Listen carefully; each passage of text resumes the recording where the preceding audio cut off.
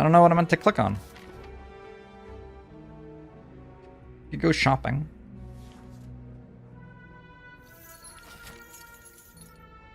Going shopping seems okay. When was the last time I played Low Ascension Slow Spire? I have no idea. Yesterday, somebody asked me when the last time I played a like AAA game was, and I said that I'd played Assassin's Creed Odyssey last year, and I had actually played it in 2018. So like, expecting me to just like get the answer to a question like that right is optimistic. Yes, I can take a hologram. I don't know. Does it actually make my deck better?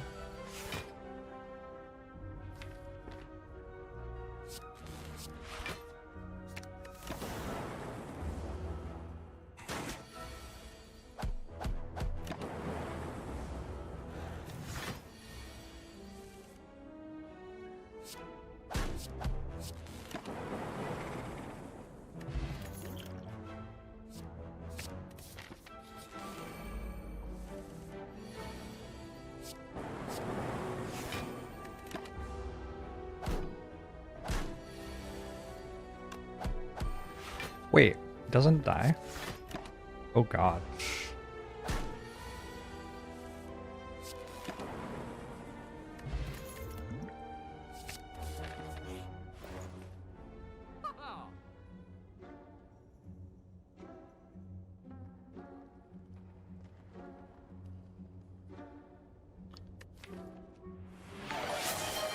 This shop does not spark joy.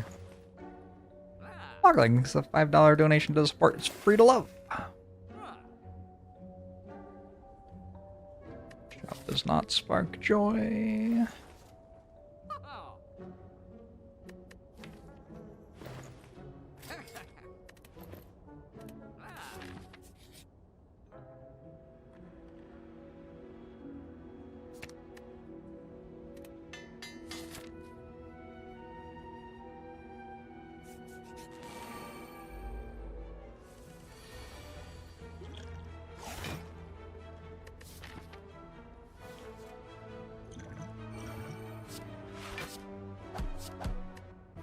Ooh. Bottle lantern.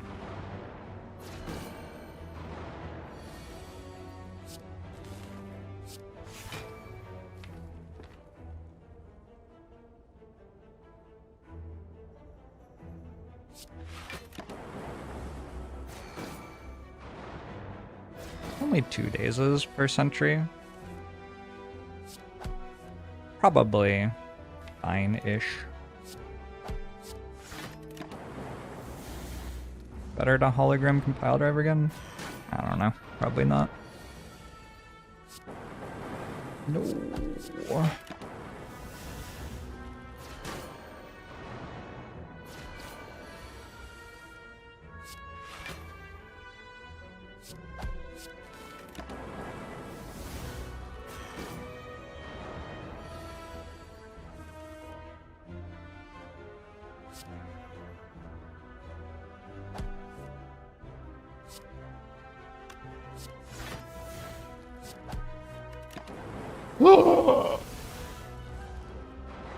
We did it.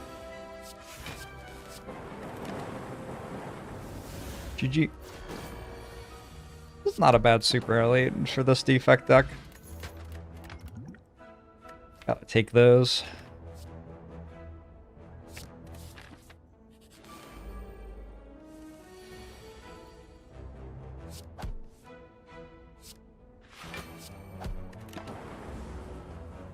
Got snooped.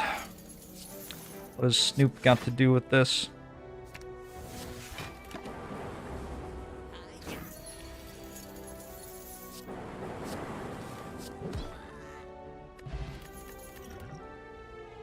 Echo from? Which chat really liked Echo from yesterday? Equilibrium? Feels like the other stuff isn't very good, so why not? I have a lantern and a centennial puzzle. Possible that that matters somehow. It'd be cool to be able to channel an orb. I'm just gonna rest. Rest and take 2 elites. The upgrades don't do that much. Do I think translating playstyle in a greedy way from Ascension 20 to low Ascension is optimal? Is optimal Ascension 20 play optimal for something else? No.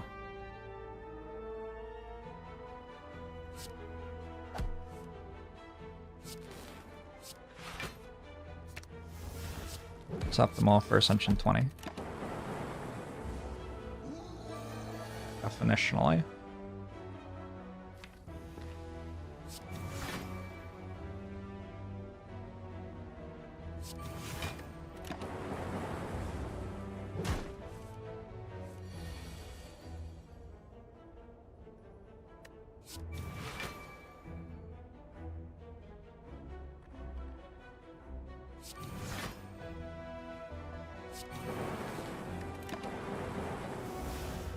Yes, Dr. Sharp, PhD. Glad I could help.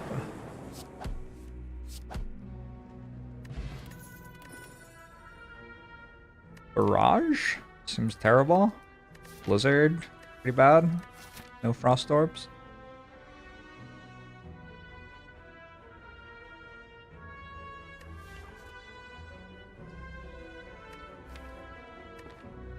Turbo. I'll take an early turbo.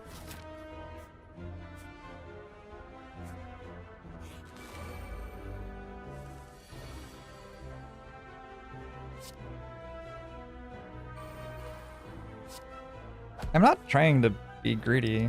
I'm just making the play that will make me win the run most.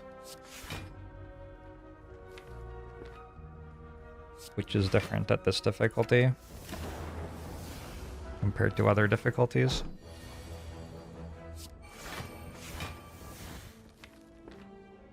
Because the difficulties are different.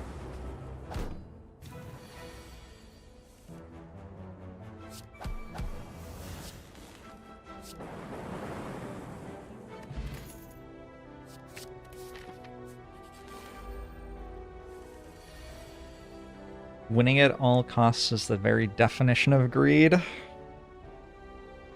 Maybe you're right.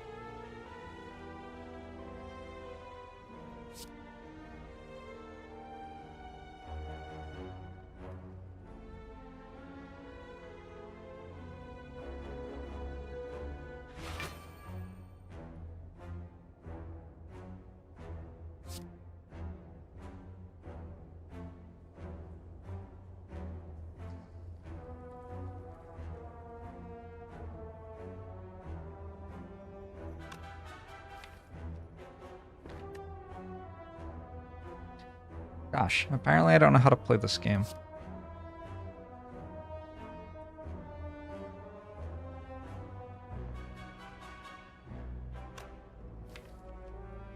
Wow. This turn's very difficult.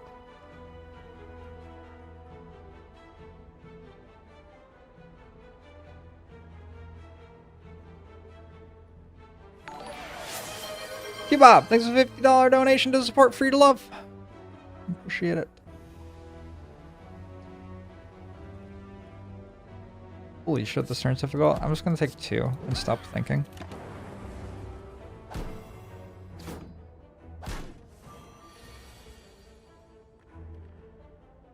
Greedy is such a weird word.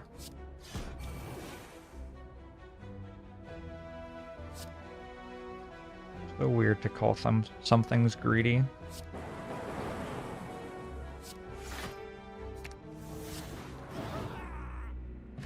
Different people mean different things when they say that.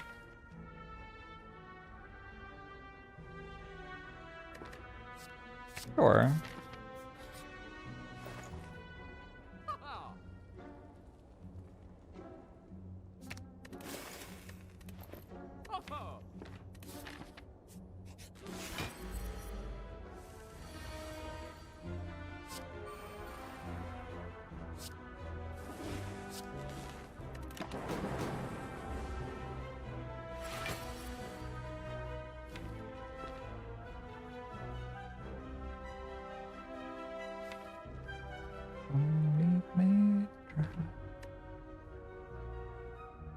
good turn 1? I have a very good turn 1, which bodes well for my Defect run. Defect likes having a good turn 1.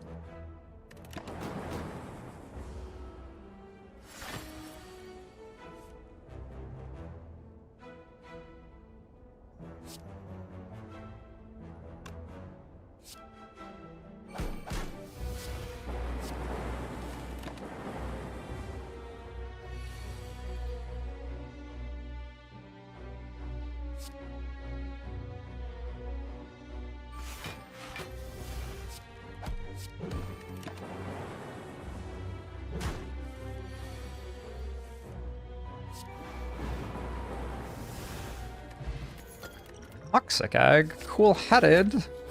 That deck just got significantly better.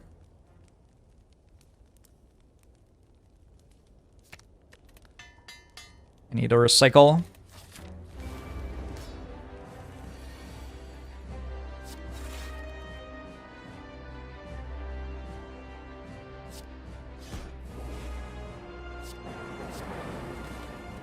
Wait a second.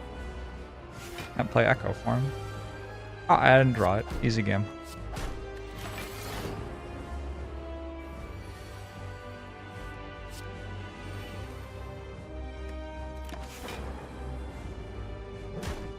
I guess I could have just played it too.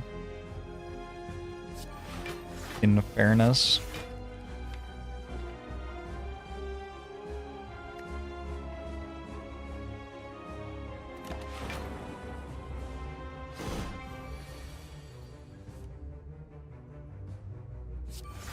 I would call it aggressive. What I think people are calling greedy.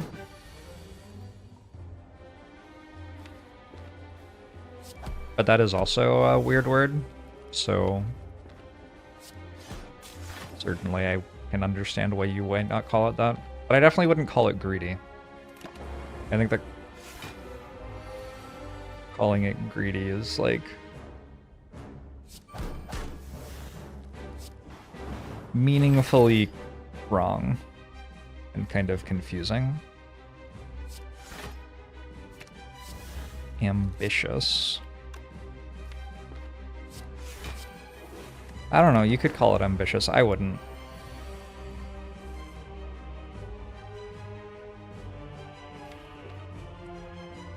One of the big problems with all of this is you are trying to like assign value judgments basically to something that is either making the number, like the number being your chance to win, go up or down. And in this case, it's making the number go up, and then you're assigning like a negative word to it, which is very strange.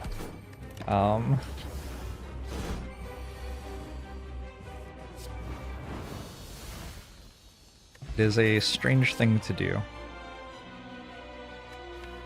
Kind of confusing.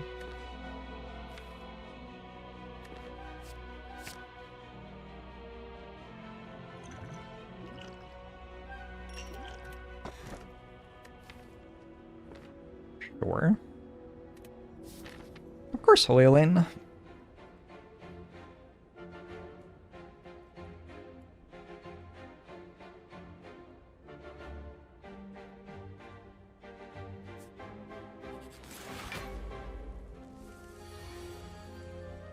Oh, if people mean fun, then that's like a completely different thing. I am not playing in the way that I consider to be most fun. I am playing in the way that I consider to be most likely to win.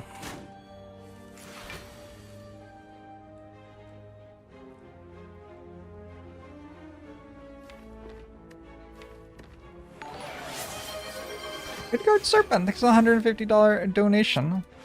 To support Free to Love, thank you.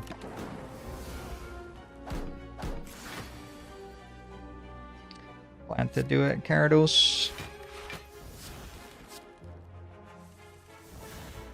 I generally try to do charity events around times of year where,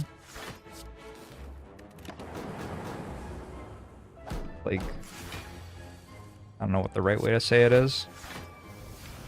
For a lot of people, the holidays are an excellent time of year, but also for some people, they're an awful time of year.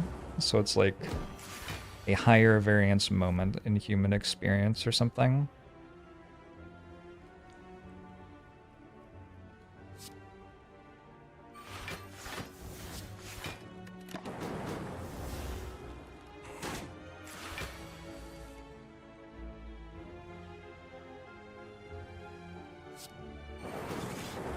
So it feels like a good time of year to be around for people.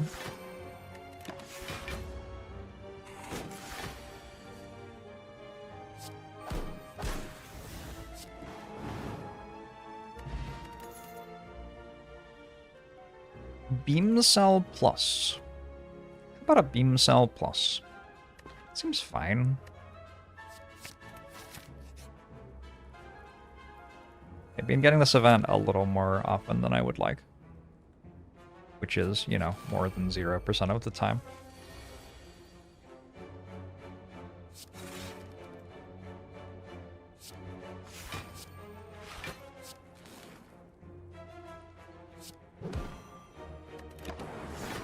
Glad you agree, McGarrett's a band.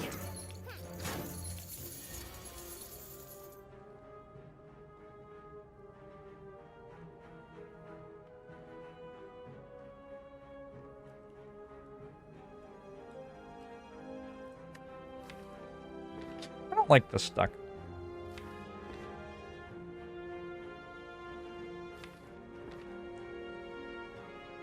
Keeps on having really confusing turns.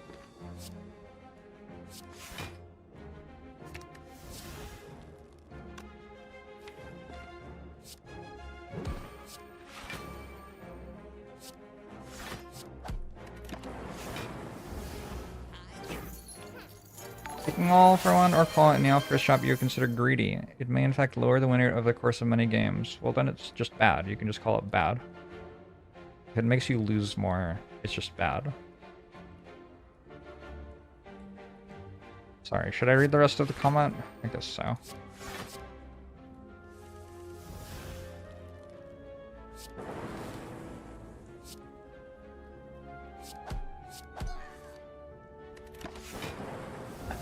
But for the game where you end up getting claws, steam barrier, etc., the win rate of that instance may go higher than the average of playing normal. Okay, but I mean, if your win rate on average went down, it's just bad. It's not greedy. A Hamburglar! Thanks for the $50 donation to support Free to Love. I appreciate it.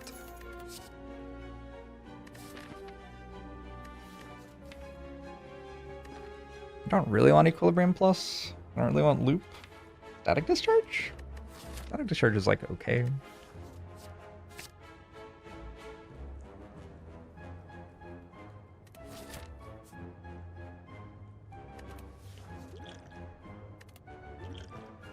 Oh my god.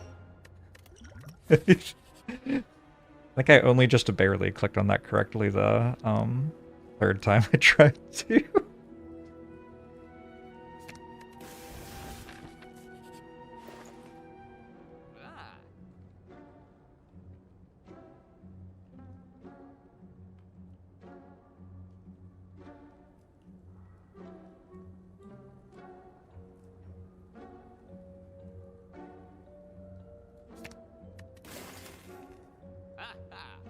Of course, Girlum.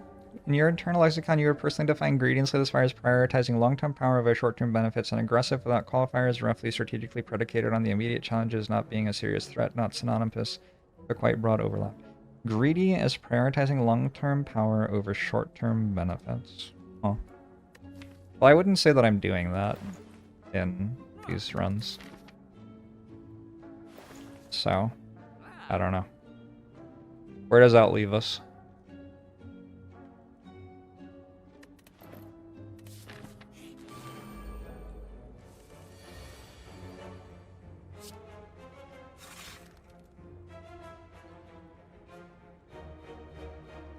You prioritize long-term weakness? Nice.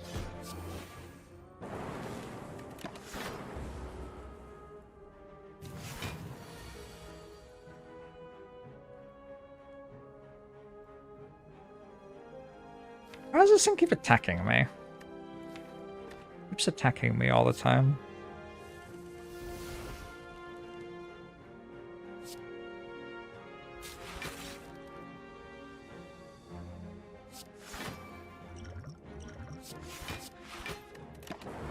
I don't think I need Echo Form for the fight. It'll be awkward if it turns out I did.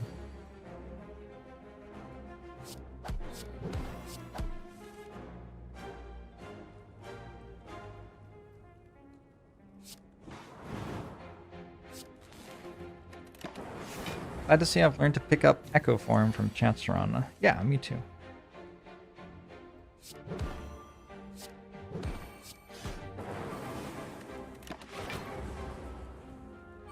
Corruption on floor 0. Most of us hope for Dead Branch Corruption combo. Gosh, my experience of playing this game is just very different from everybody else's opinion of what playing this game is, apparently. Or not everybody else's, but the things that people are saying in chat.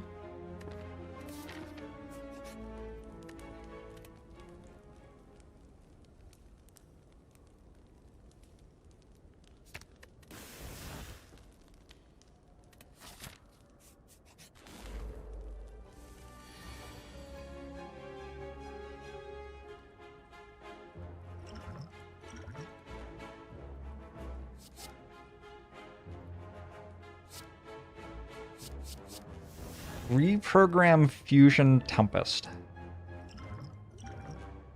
Another reprogram. Ugh. I don't know about that.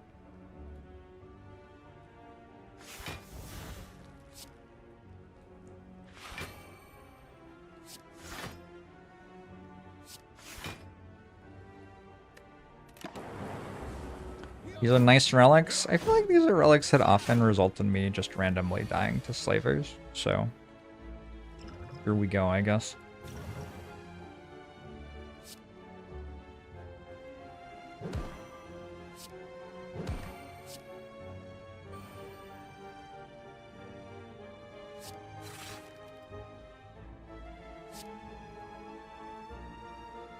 Is this greedy? With all these voids that I'm shuffling into my deck.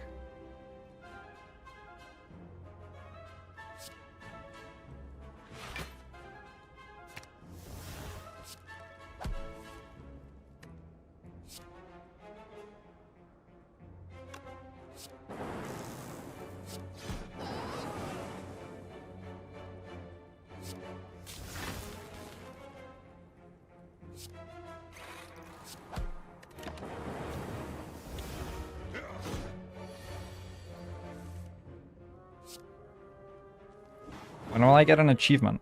I turned on the mod. Aggregate plus. How many cards do I actually have?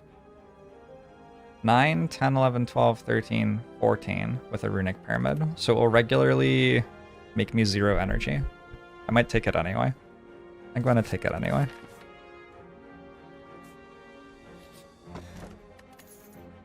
Is this a shuriken? Feels like it wouldn't be.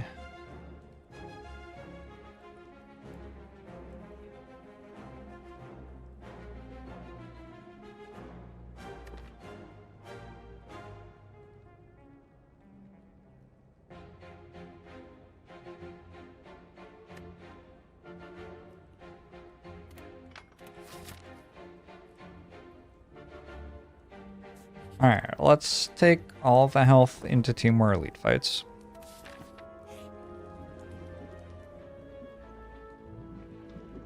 This combos with Aggregate. Here's how Aggregate can still be a good card.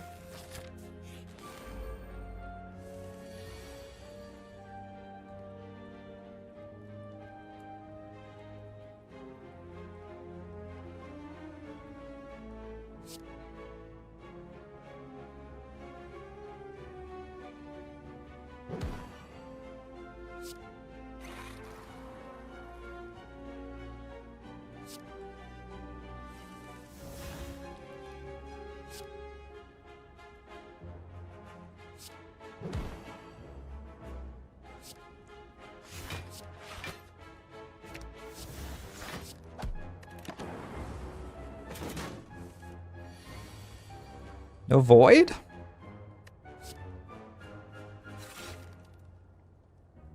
I rebound it? Probably.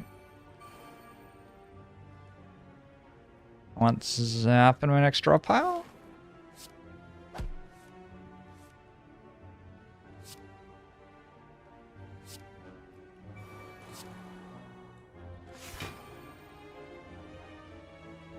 Static discharge?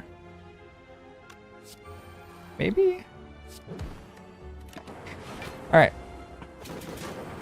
Rebound turbo is kind of sweet.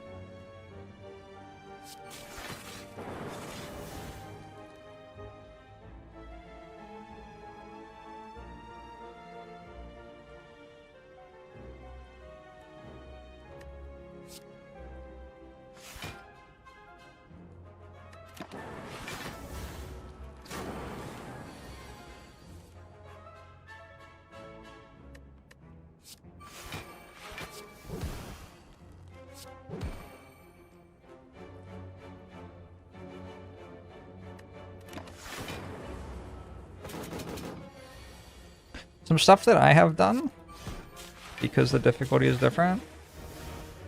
I have cared less about making an extremely streamlined late game deck because I'm not challenged nearly as much in late game and I have a bunch of potions, which I believe is the exact opposite of what most people are calling greedy. I have prioritized taking messier damage cards to fight elites earlier, which I don't know if you would call that greedy or not. I think the part where I'm like taking damage cards I wouldn't usually bother taking is not greedy, but fighting elites early is greedy, so I'm not sure.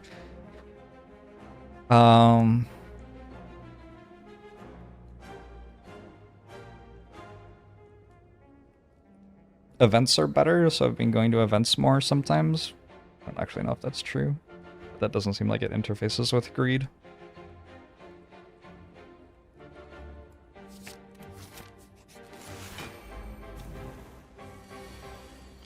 What is your greed interface rate?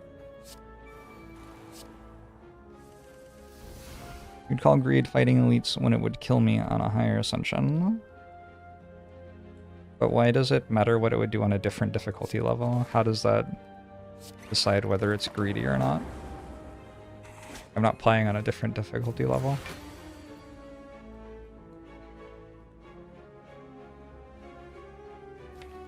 I feel like we should probably evaluate plays at Ascension 6 as though we're playing Ascension 6, not as though we're playing a different difficulty.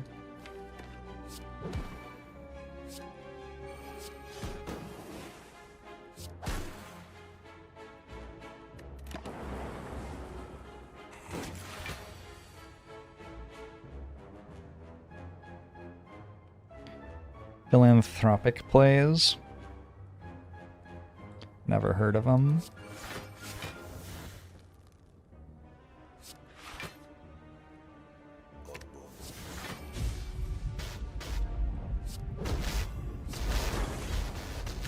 No. It's fine.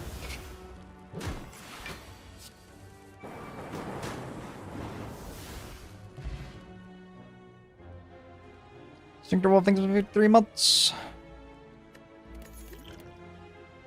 Appreciate it. There's battle greed and deck greed. Oh, okay. I'm learning so much about greed today.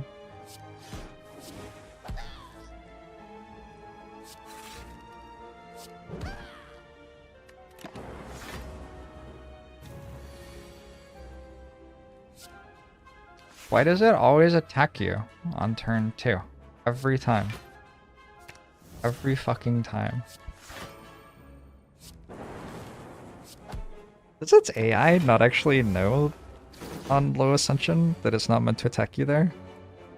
Maybe it's actually a low ascension thing.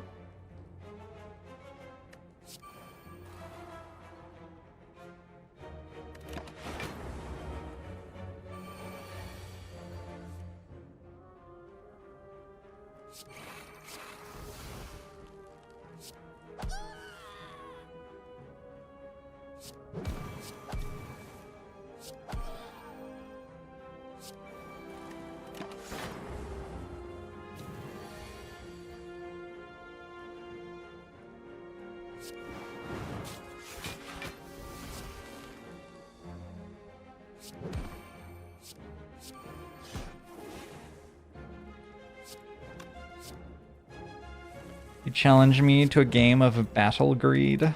Is that like Wizard's Chess? Sounds like it would be like Wizard's Chess.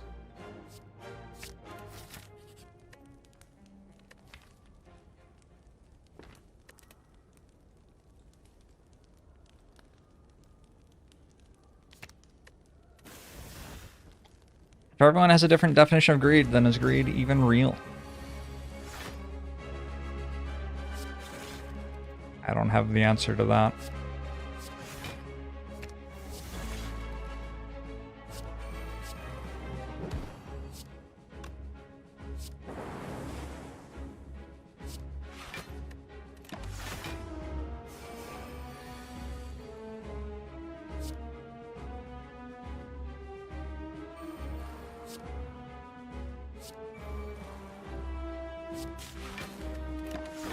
Ow.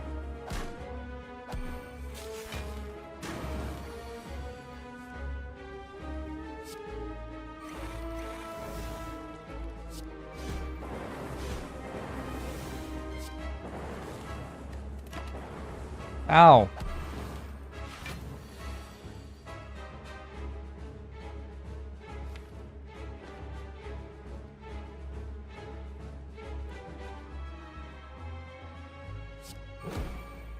Feels like eventually I'm just going to peace pipe my way into an infinite without recycle. There are not many cards in this deck. That's gonna make aggregate pretty embarrassingly bad though.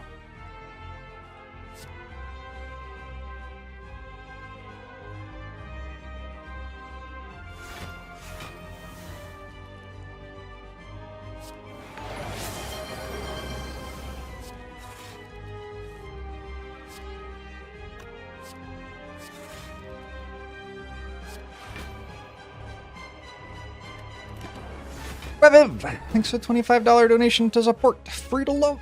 I appreciate it. Peace pipe the aggregate. Maybe someday I will have to.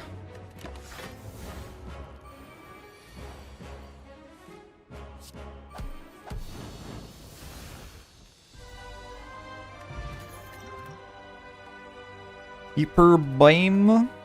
Got Meteor Strike.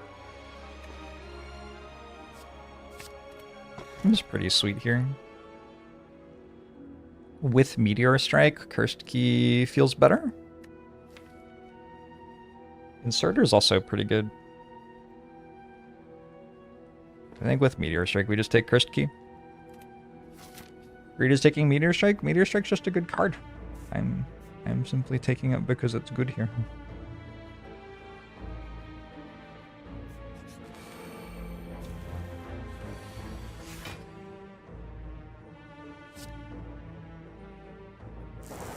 Just good.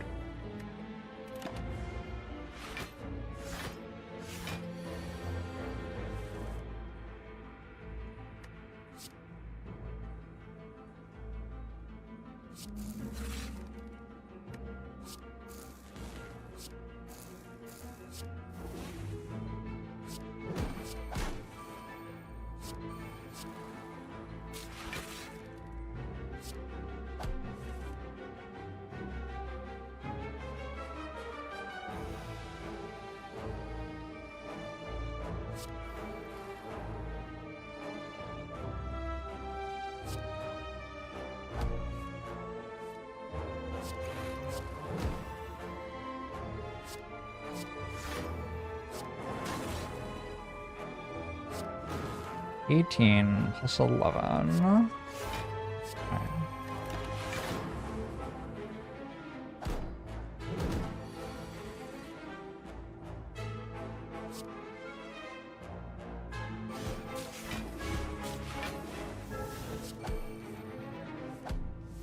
I'm so appreciative of music. Imagine a world where we just didn't have music. Oof.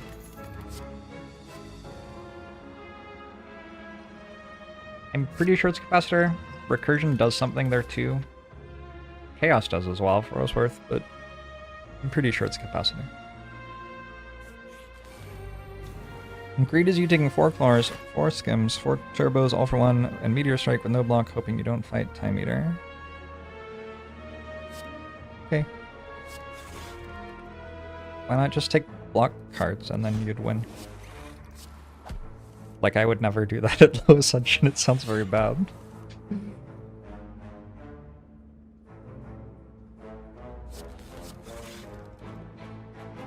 I would never do it at low ascension, but...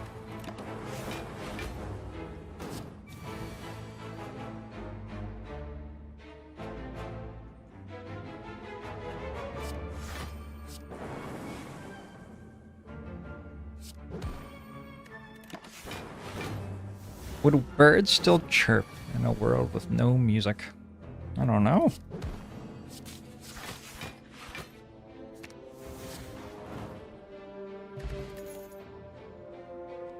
Huh.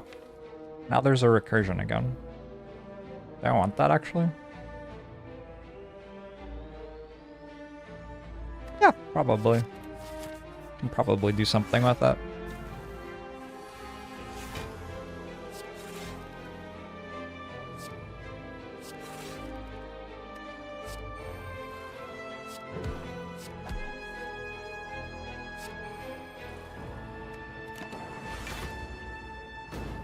It's great if you don't know the probabilities well enough to call it a misplay.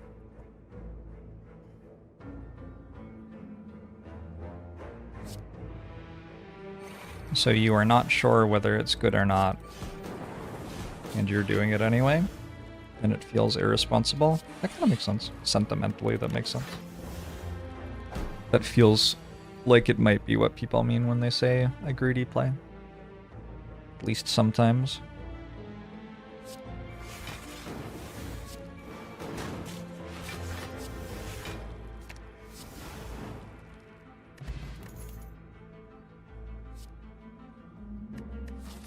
On a claw. I would rather have a buffer.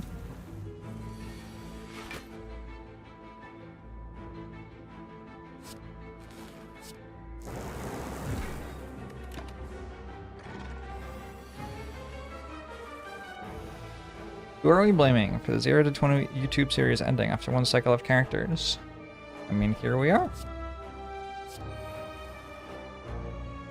I think it was mostly just that I didn't want to do it anymore. That would be my explanation for it ending. Personally.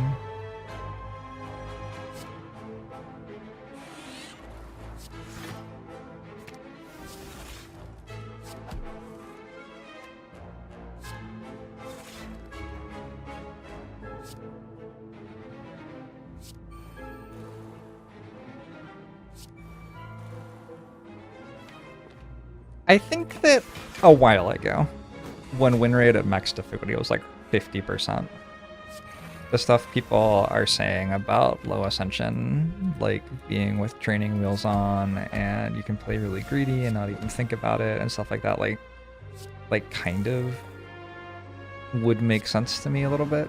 The win rate at max difficulty is like 80% now. Like,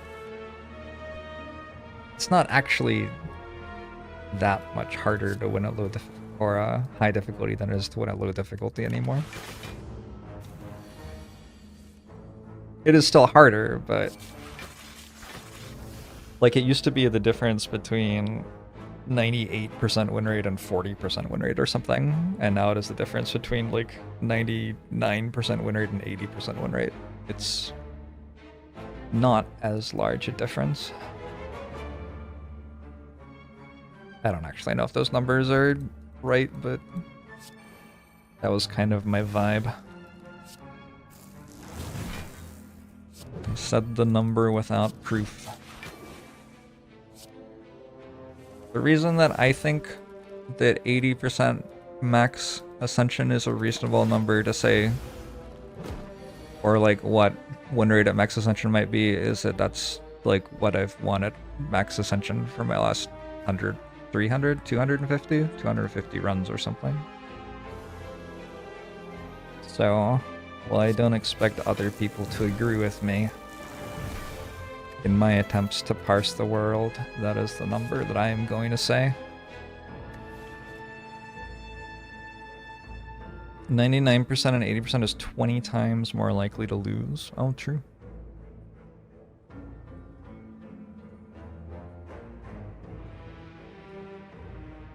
If my win rate is 80 proof, then it's actually 40%.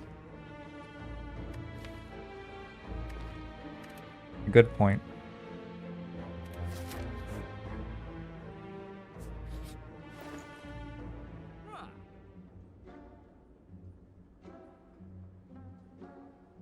It's hard to imagine Sundial not being good here. I do go to another shop still.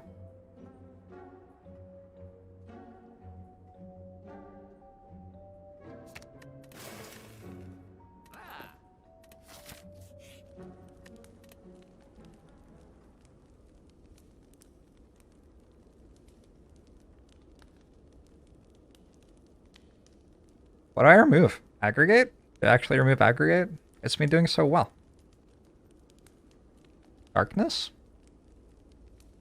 I don't really need 2 cards that make a dark orb anymore.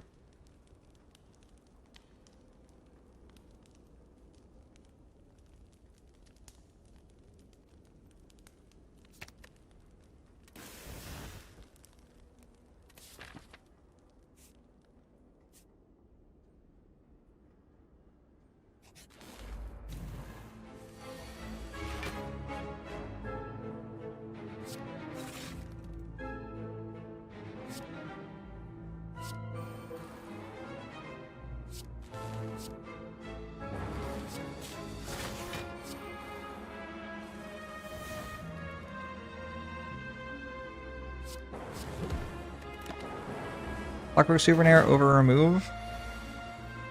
Nah.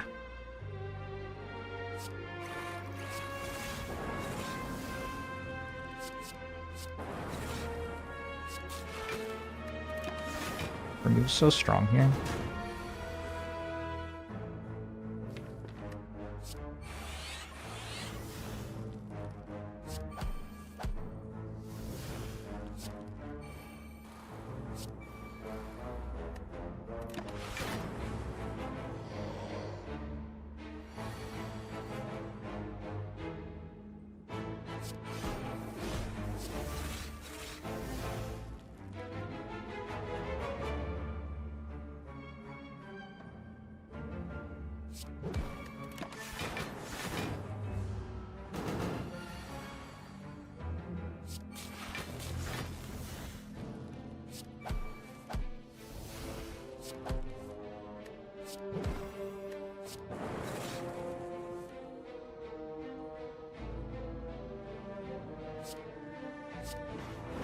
What do you think? Other Brennan said, oh, we were not born in sin. They knew I'd be curious and they answered it as the next lyric. Good for them.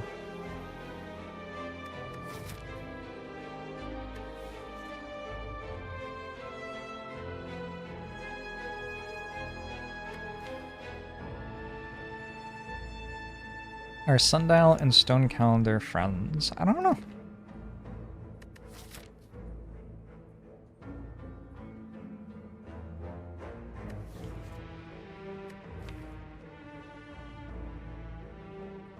Do I want self-repair? My turn 2 isn't always great.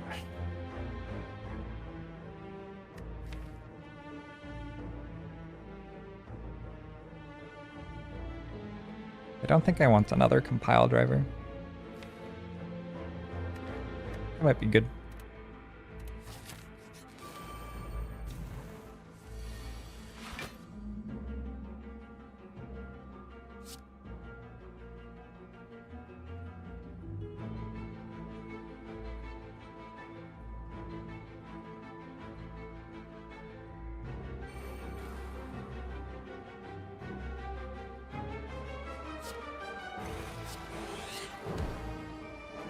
Oops.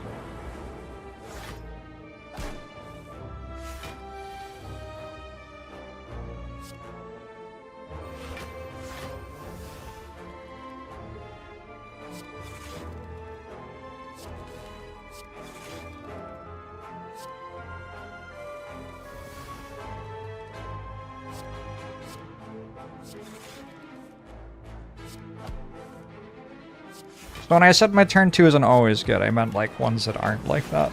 Because that one was fine. You need to learn how to survive Act 2 with Defect on session 18 plus. Self-repair helps. What else?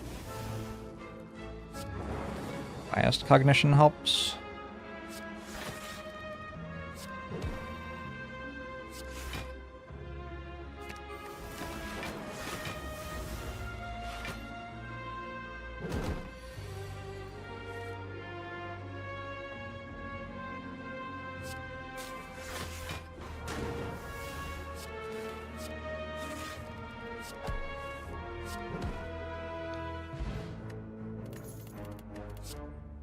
Consume. I don't think so. It's upgraded. I don't know. Seems fine to play it like twice.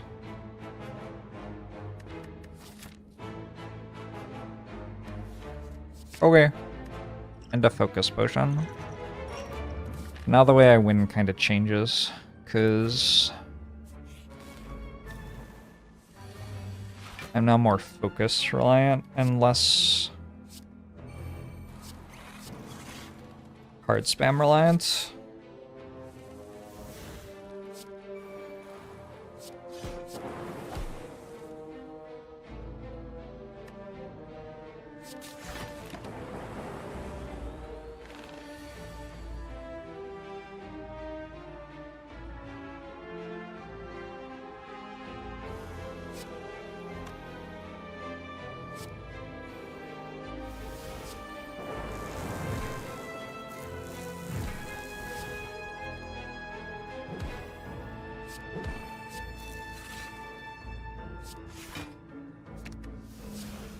Lol.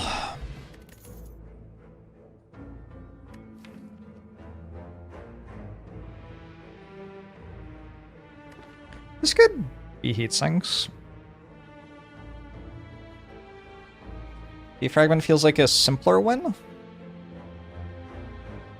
Else I get a really bad turn 1 and 2 and 3 out of Act 4.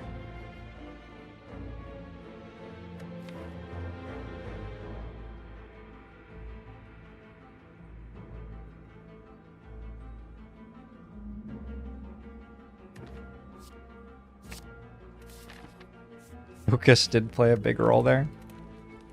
Yeah.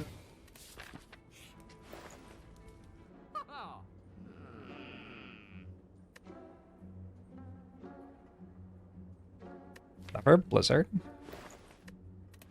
Don't think so. Let's do one question mark for fun.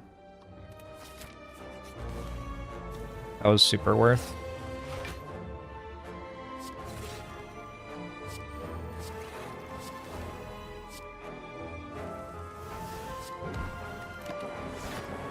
It was fun?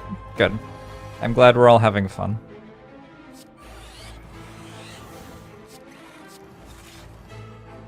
No! Echo form.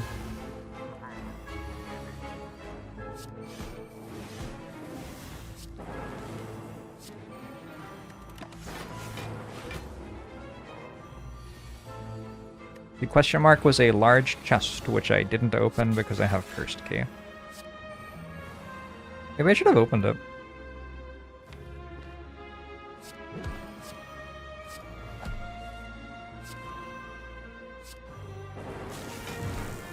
Because I do also have a peace pipe. The game probably gave me some really sweet relic too, and then I just didn't even take it, so I'm grateful. Ungrateful streamer. I'm sorry, game. That's really on me.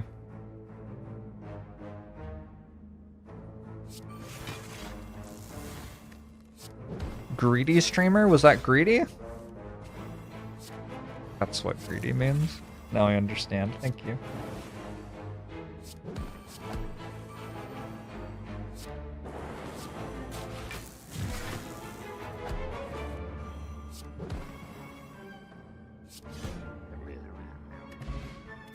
Dad branch.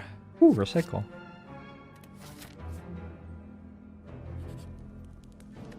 Not taking the chest was RNG manipulation, so I'd get a recycle.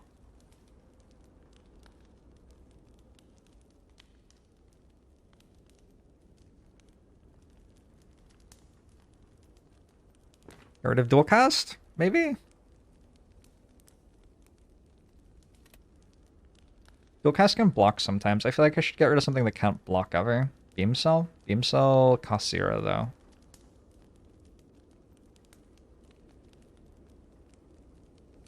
I think Beam Cell's the only card here that can't block ever.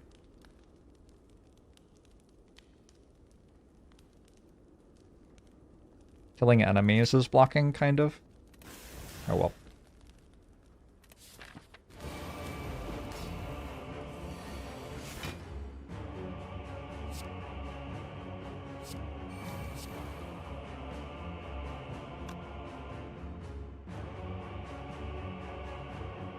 I'll just do this, actually.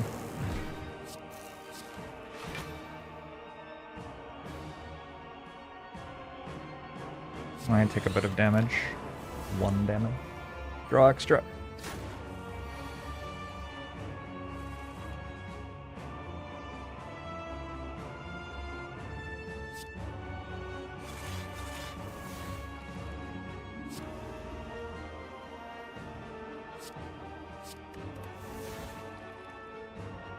Uh...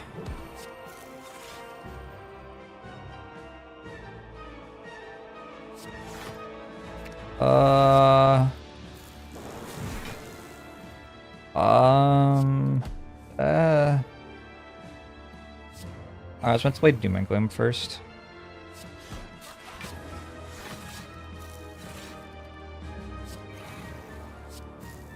I said heat sinks. Heat sinks would be good right now.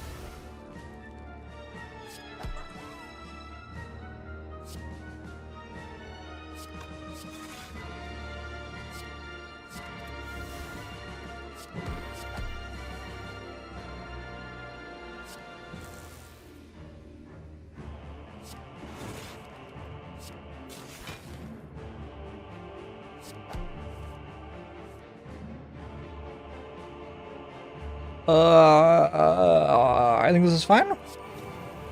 Win next turn, probably. Probably. How did chat play Charles go? It was a lot like this run if chat had been choosing the cards instead of me. I'll let you decide what that means.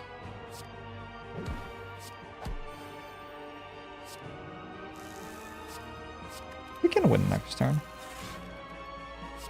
I mean, honestly, we won before we entered the fight, but, you know.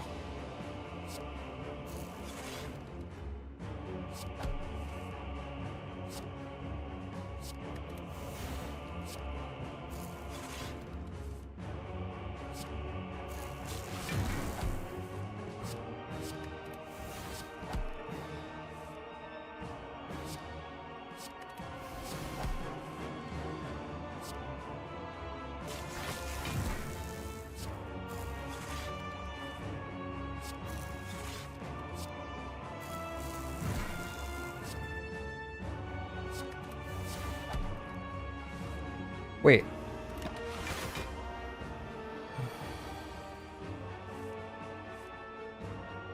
I forgot. I have Sundial too. I was doing a lot more work than I had to, given that I have Sundial. I still am. I could just play compile drivers. I'm pretty sure it's faster. Oh well.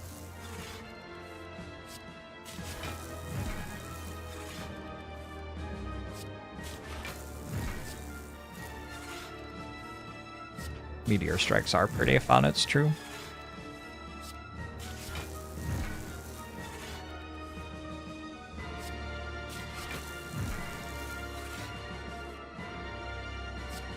GG.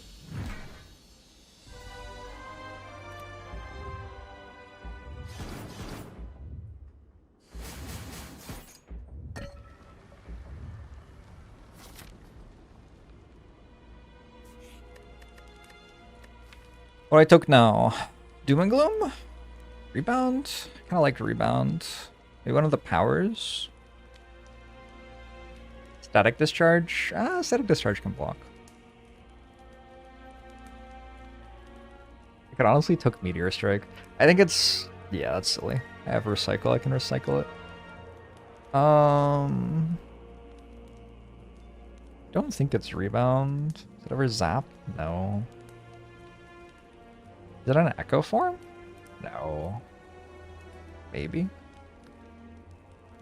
Could Rest for 4 health. Could upgrade Buffer. Let's upgrade Buffer.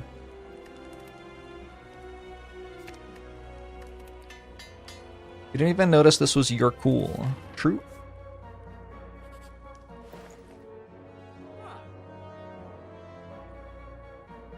Blind? We could go with Blind.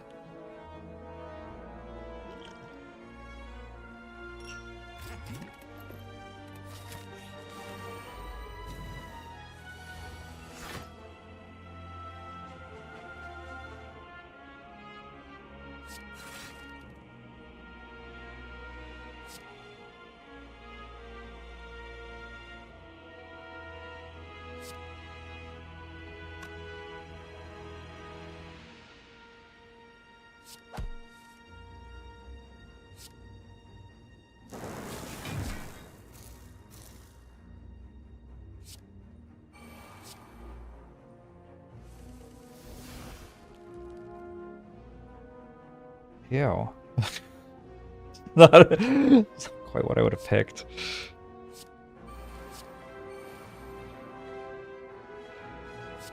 It's okay. Like, it's fine.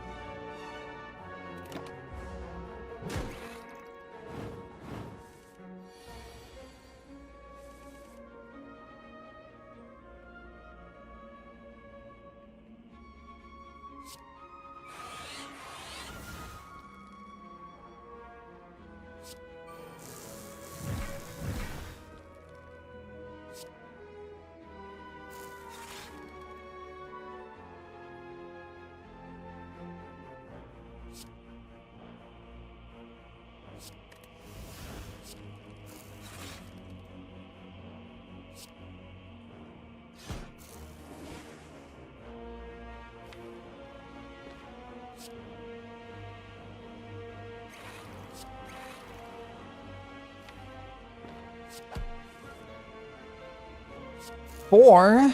Draw 4. That's a lot of cards. It's also maybe wrong to do that. Oh well.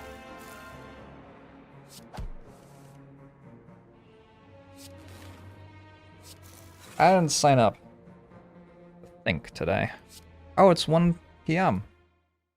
Wait, is Panacea here? Hello? Hello. Nobody in chat told me it was 1 p.m. This defect run is breaking my brain. I have to click on so many cards.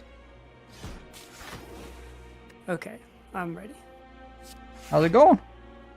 It's good, it's good. I see your defect has just been absolutely killing it. My defect has been making my brain hurt a lot. You are faced with different problems at Ascension 6, like which of your 5 cards you should remove with Peace Pipe. I see.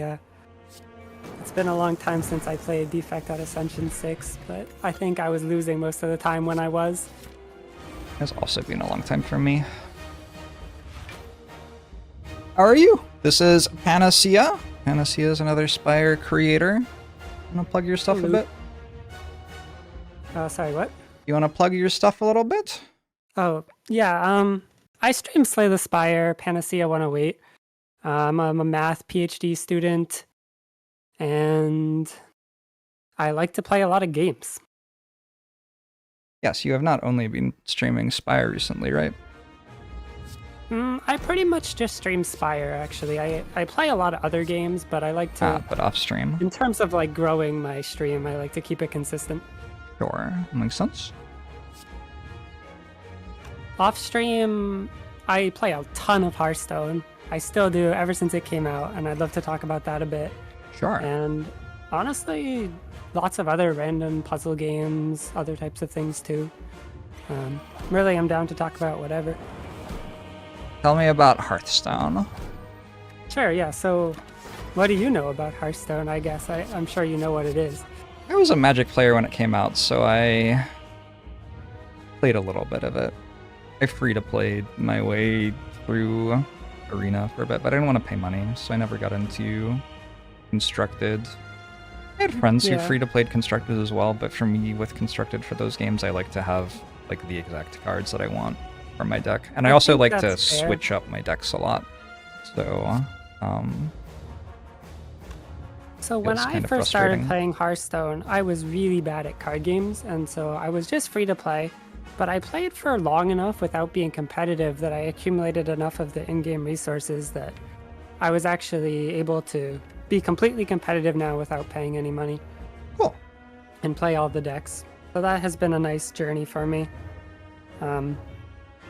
I guess, yeah, it started out like 10 years ago when I was just, you know, I really knew nothing, but I just fell in love with the game, and as things happen when you fall in love with a game, you kind of want to eventually start being competitive with it. And I think in my first year of undergrad, which was probably 2015, I joined some Hearthstone team there. And, you know, eventually I went on to sort of be in charge of Hearthstone at my undergrad and sort of get involved with the esports program. And I love esports. I love talking about games and watching games, and I also like to compete too. And so, what does being involved in the esports program mean? Does that mean, well, you just said you love to compete, but are you also organizing the team and stuff like that? Like undergrads who are also involved? Yeah, this was probably like 8 years ago. I would sort of get in talk with the esports section of Rutgers, and I would use them to recruit, because people would show up to esports as they come to the university. And then I would say, hey, yeah, we've got this way that you can compete. You can just find 2 of your friends, make a team, and we can all meet together and play our matches. And so that was a lot of fun, and I do miss that a lot. But yeah, so since then, Hearthstone esports has had a rough year. It used to get, 6 tournaments fully supported by Blizzard, 400 of the best players every year, compete for a couple of days. And I managed to qualify for one of those last year, which was super exciting to me. And sadly, this year, they have completely axed the funding. And now there's only 3 tournaments with 8 people. And sadly, this is not in my capabilities to be in the top 8. But in spite of this, are they invitationals or are they top 8 on merit? So it's like it's merit. Okay. You get an invite by doing a variety of different things. Okay. Yeah, I think there used to be more of a controlled invitational thing, but they wanted to incentivize more people to compete, and so they tried to open it up a bit to the general audience. I think that is a good thing to do. I remember being very frustrated looking at Hearthstone and just seeing the same faces over and over again, which is, it's fine, but you realize that you'll get much better players if you open it up. Because they'll have more incentive to work hard, for one thing. And yeah, a lot of the players had kind of been boosting on Hearthstone name recognition for a long time, it felt like. For sure. Not that they weren't good players, but like Hearthstone wasn't even necessarily the main game they were playing. Yeah, so I guess this changed probably a few years back, and we had a few good years of... Okay, well, I guess I also want to bring up another point. It's kind of hard to say that competitive Hearthstone is good for the players, because the game is designed for casual people, and that's what but that's what brings everyone to the game, and that's what makes them want to compete in the first place. But the devs do not, let's say, make a lot of good choices with competitive players in mind. Sure. And Which, so people... like, that's not necessarily the devs' fault, even, because they're not intending for it to be a competitive game. Yeah. It's interesting because on the one hand, the reason that there is so much competitive interest is because the devs focused on making it a good game rather than making it a competitive game. Uh-huh.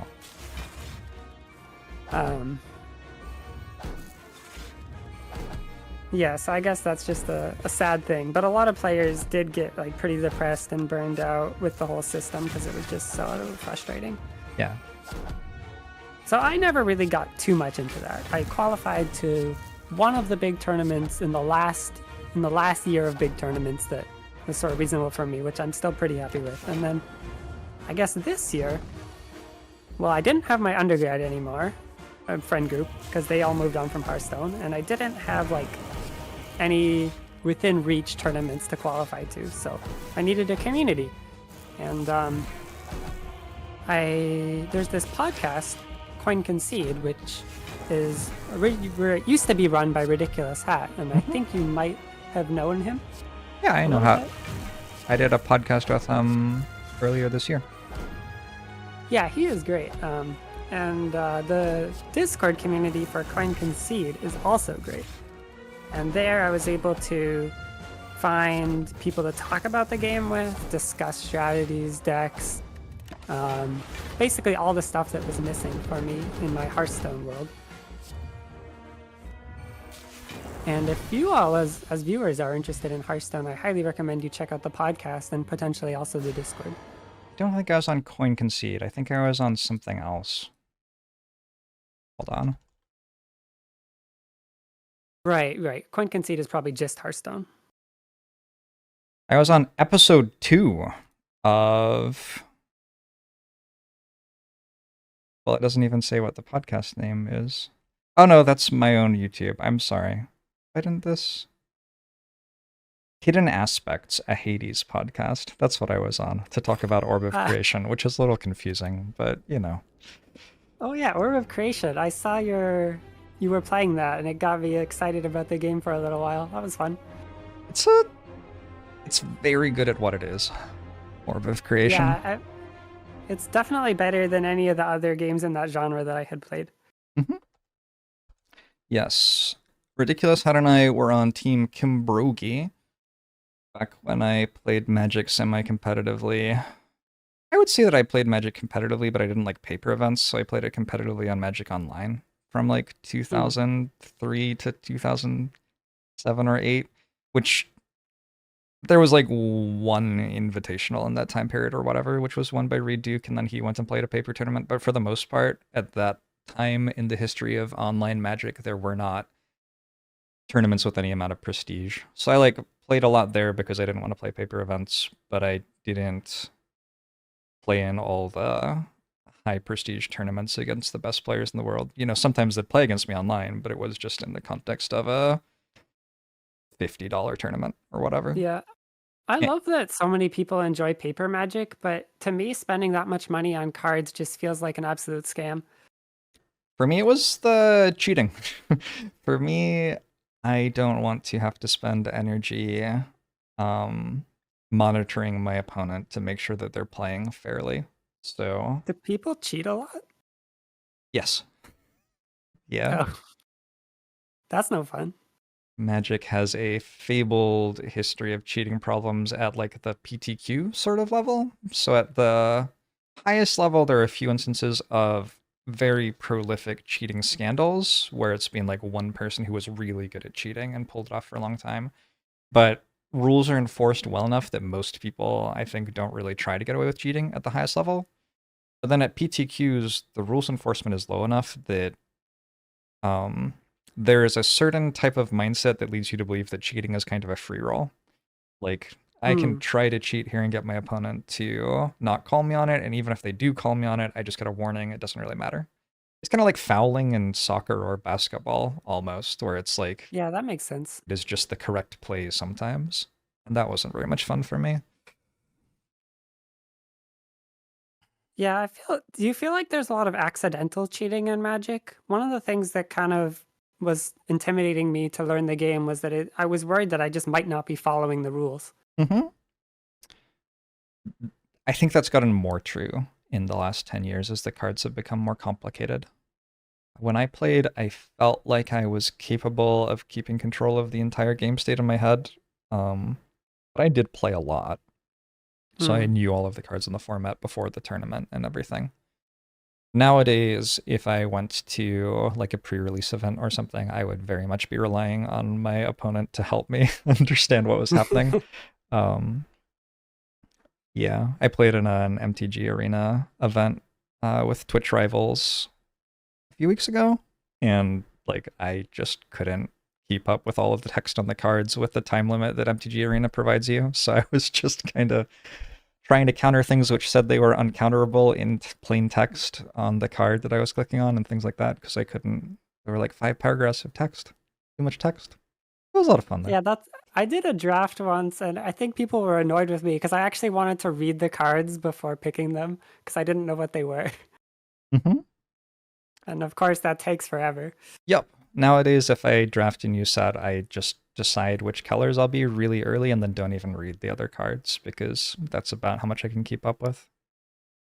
Yeah, I think one of the big appeals for me to just keep playing Hearthstone is that I have all the cards memorized, and I don't know, I guess they're fairly simple. Yeah. So you are still playing Hearthstone. Obviously, you stream Slay the Spire. Do you find that you play Slay the Spire much off stream as well?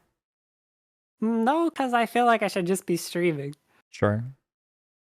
I guess one other thing I wanted to mention about Hearthstone was on Pat Twitter, would like to know pronouns, by the way. Yeah, you can use he, him. I also don't mind anything else, but he, him is good. All right. I also just thought of something else about Hearthstone, which I want to share, which was a positive experience in gaming for me in 2023. So I didn't have any competitive scene, and one of my old friends from undergrad on Twitter said they were looking for a third teammate to compete in some online league, I guess. And so I said, hey, look, I'm free and I'm so excited. And then we made a team. And yeah, so Hearthstone as a team game, you might not think, well, what do you even do as a team? But what you do is you just have 3 people on the same account and you discuss what to do together within the time limit. Oh, fun. Yeah, it's great. And you would be surprised at how much better you play with 3 Brians instead of 1. A lot of people think, yeah, Hearthstone at the top level is just luck. I mean, everyone's playing really well. Well, my opinion is that even at the top level, people aren't playing that well. And they just don't notice the mistakes they're making. And I have found that when I'm playing with other people talking with me, it's like a humongous advantage. And so we're doing pretty well. We play a game every few weeks or so against another random team. We're in the current season, we're 4 wins and 0 losses, so I'm very excited. I really dislike this start. That's a nasty start of Act 1. We're playing Watcher, and we are kind of forced into some garbage. Sorry, do you want to share your screen on Discord? Oh, sure, yeah. So I can watch with less delay? I should be able to do that.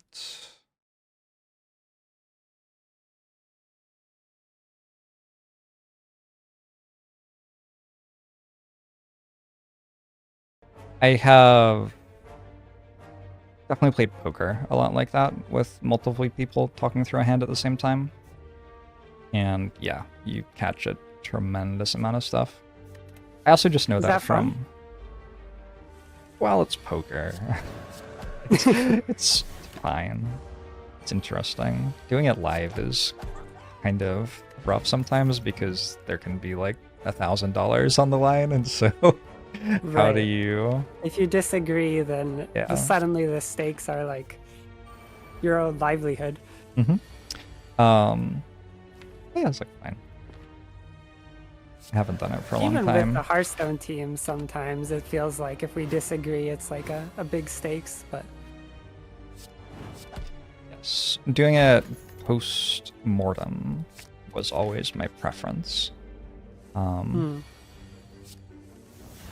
Although, unfortunately, if you do it that way, you don't get to find out what would have happened.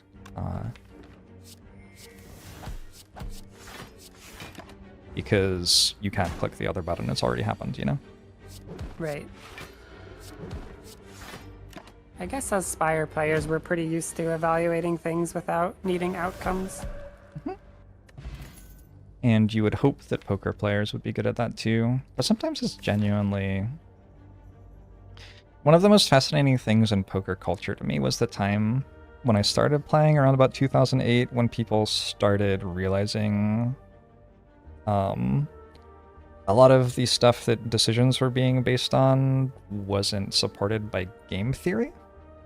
And so you can have a leveling contest with another person where they are playing wrong because they think you're playing wrong, so you're going to play wrong to take advantage of them, etc., etc., etc., etc. And when I started playing poker, a lot of people thought that that was what you were meant to do. Right. And arguably people played badly enough that if you were good at that sort of leveling contest, it was what you were meant to do. It would result in you winning the most money at the fastest speed. But over time as I played, people started to be like, well, if you just actually study how to play the game right and then play it right, you sure seem to win a lot. And that increasingly became how people played. And so I started out in my poker career, people would call leading into the pre-flop raiser. So if you call out a position, a pre-flop raise, and then on the flop you bet before they do, they would call it dunk betting and say that it meant you're a casual player. Like, very dismissive, kind of emotionally dismissive as well. Like, that can't possibly be a good play. Only casual players do that. You have to understand momentum of the pre-flop raiser and stuff like that.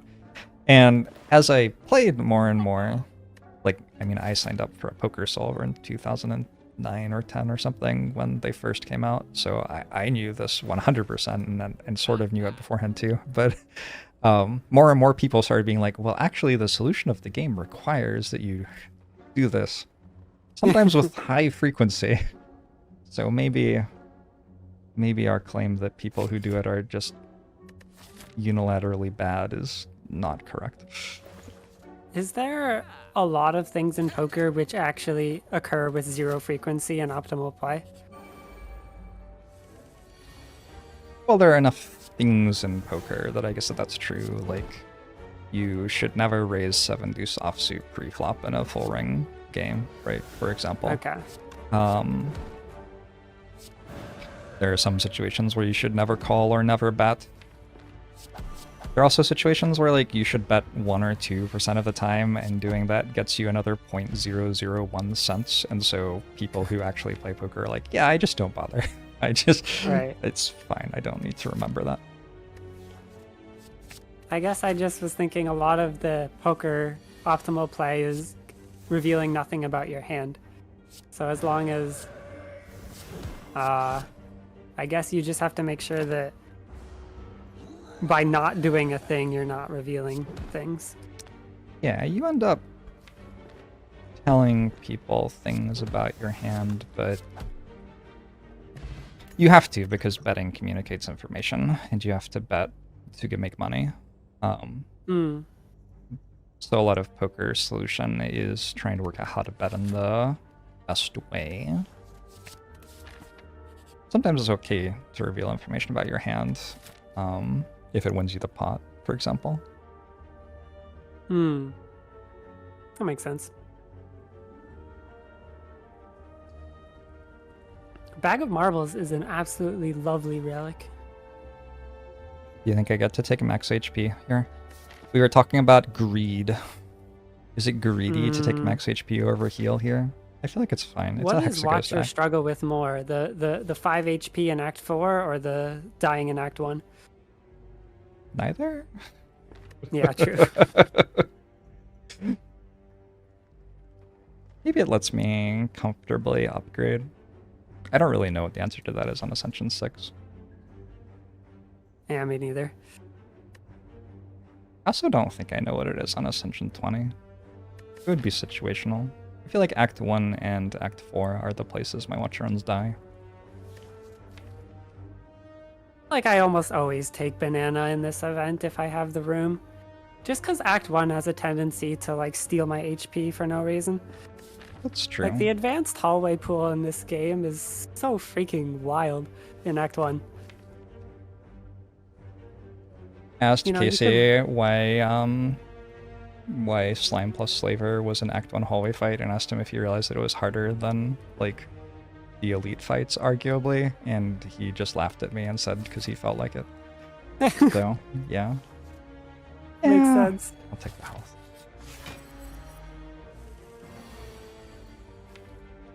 Yeah, I mean, it's straight from Act 2. Like, you think Snake Plant hitting you for 24 on turn 1 is hard, and then you just get hit for 26 on floor 4.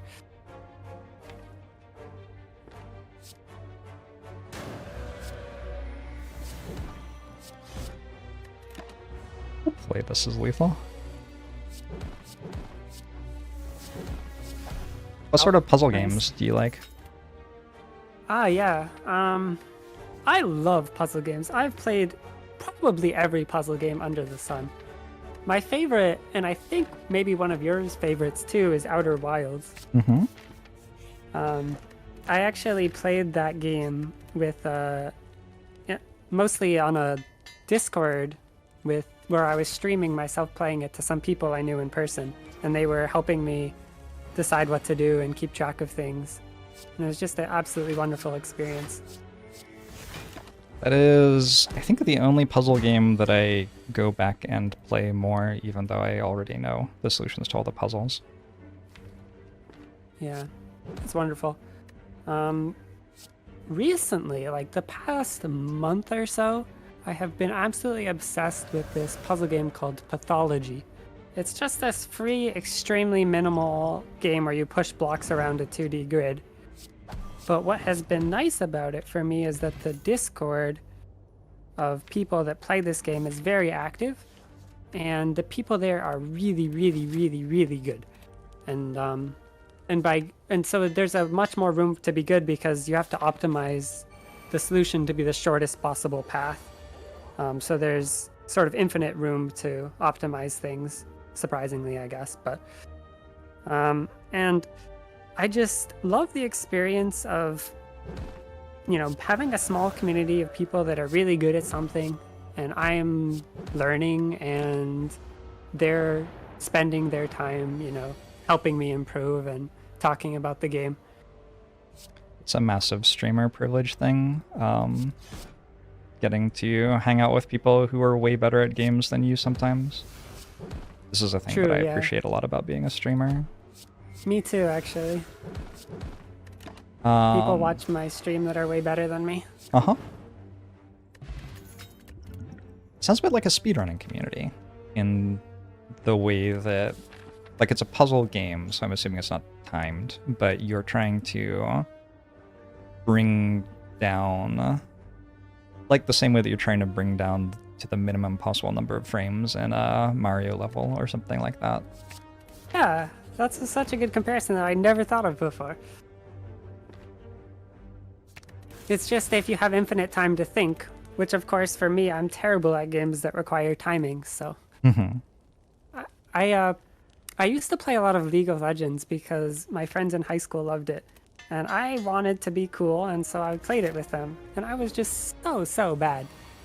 And then even since then, I've gotten a little better, but in 2021, I think I played 100 ranked games of League of Legends, and I got less than a 50% win rate at Silver 5, and then I knew it was just hopeless. Like, there is no chance that I can ever get as good as... May have just died. I think this is lethal. Are we going for it? Okay, we're good. Okay. It didn't occur to me that Wheel Kick could draw Vigilance. It's fine. Hey, thanks for the $50 donation to Free to Love. Sorry. Yes, I have also enjoyed some League. I do not play League as a win rate player anymore, because there was a time in my life when I did. And it was not very enjoyable. Yeah. You have to ignore so much, and it's not fun. Mm-hmm. And then actually what happened was I kind of had wrist pain, and so I was having an actual incentive to quit the game. And it's just, I have not regretted quitting that game at all. When I played it for a while earlier this year, it was very much like, it's kind of fun to click buttons, and the production value in League of Legends, I guess is what you'd call it, is very good. There are just a lot of cool things going on, lots of fun champions. Yeah. It's also amazingly fun to watch, in my opinion. Mm-hmm. Yes, I think I was watching Worlds or something, that's what got me into it. Not Worlds, something before Worlds. Because then I was already playing it when Worlds came around and wanted to watch more. Just love that they have so much of an investment in, having analysts that can tell you everything that's going on, and they're so good at it. Mm-hmm. Yes, the production values of the broadcasts are awesome. I wish so much that could be the case for Hearthstone. I feel like my dream job kind of is like being a Hearthstone analyst or something like that. But the money just isn't there anymore. But I will say that the Hearthstone World Championship was still really fun to watch this year. There was only 8 people, but these people had worked so hard to get there this year because there was basically impossible to do. And there was I think the best game of Hearthstone that I've ever seen. There was this new player that most people hadn't heard of, CJ Kaka from Taiwan, who had qualified at the last minute by finishing rank 1 legend, like the top of the leaderboard in Asia. And for the first match, he got really unlucky, didn't get to make any choices basically. And then in the next match, it was all the stakes are on the line. And at some point, so it's a mirror match, both players have the same deck. It's this druid deck that goes on for a long time. It's like a control type of strategy. They still have that, huh? Yeah, surprisingly, with all the power creep, you can still try to grind them out. But there's this card, of course, in Hearthstone, part of the reason that makes it exciting is all the random effects. And so currently there's a card that casts 4 random spells with random targets. And it's competitive, because of course. So he played that card and he discarded his hand. And as a card gamer, that just randomly discarding your hand is not something you want to do, like in Magic or really anything. Mm-hmm. But because it was a control deck, he didn't die right away. And he managed to crawl back into the game.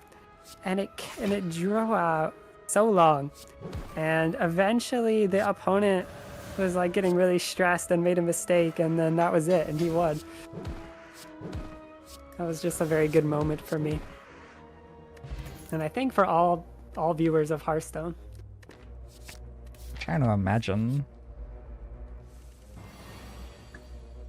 There were some really good moments in Magic when I cared about Magic. OMG, it's Lightning Helix will forever be a moment. But I don't know if there was ever anything that was quite that level. Discarding your hand is really bad. I know, I thought it was over, and I was sad because I was rooting for this guy. I wanted him to have a chance. But I'm like, it was just not his tournament. I mean, he ended up making it to the finals and then losing to, probably the best player in the world this year. But yeah, I was upset. I was like, he just got scammed. Mm-hmm. But he didn't give up. It was an amazing game.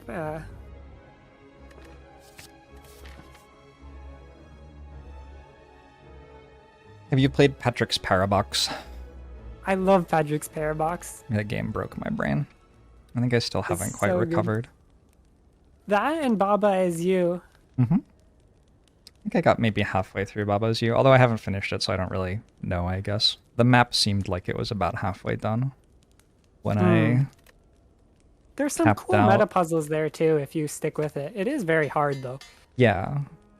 Yeah, I think at some point I looked up, like, I don't remember what I was looking up, but I saw a video that said Baba's You true ending, and I was like, what? And I didn't, like, watch through all of it, but I watched enough to recognize that even after you're done with the puzzles, there's still some more stuff going on. Have you played Snakebird? I have not. That is a puzzle game I will recommend to everyone. It looks very cute, but the puzzles are actually genius. Snakebird. Snakebird, yeah.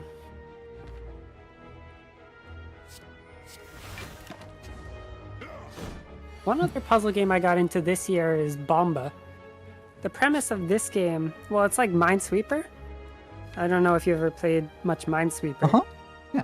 It gets kind of repetitive, right? Does it? I just kept playing it forever. Yeah, actually, same. But in any case, what Bomba does is it makes it so that whenever you have a pattern, like there's a 1 next to a 2 kind of on the wall, we know what to do. So you can code this pattern into the game. Okay. And then whenever that pattern appears, it will just automatically mark the mines for you. And what happens is that you start putting together a bunch of these rules, and then it automatically solves a bunch of puzzles. Right. And so the game comes with hundreds of computer-generated puzzles, and you just get to add some small rules and watch them get solved. And I think this was an amazing addition to Minesweeper for me. But I imagine that eventually you reach a puzzle where the rules you have don't solve it, but probably they're hand-picked puzzles, so they all do have a solution. So you would have to come up with a more complex rule eventually. Yeah, that's the game, is you get stuck, like your rules didn't solve a puzzle, and it shows it to you. And now you get to like think about the puzzle in your head and try to come up with a rule that will solve it. And then once it does, it probably solves that puzzle and a few more, and then you repeat. Yeah, that's super cool. What is that called? Bomba. B-O-M-B-E.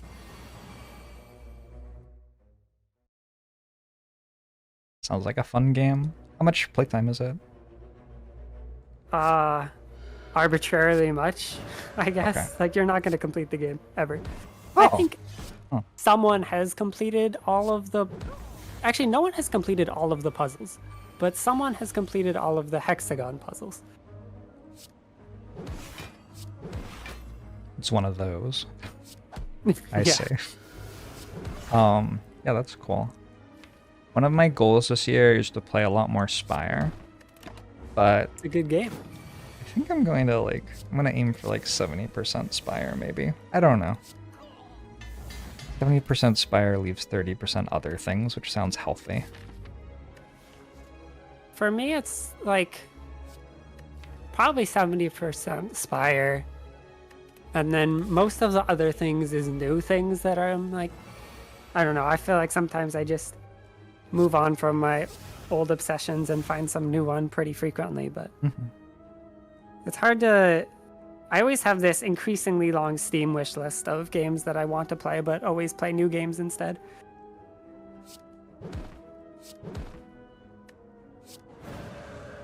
I don't think I'm a Steam wishlist person. I feel like my Steam wishlist is... Sometimes I will wishlist something if it's from a studio that I know, and I think it might do well on stream, I guess. But I mostly don't use that function. So whenever I see a game that looks cool, wishlist. Clever. And then I never buy any games until I'm about to download it. Which means I don't take use of sales, but in my experience, the people that take use of the sales end up with many games they never play and actually didn't save money.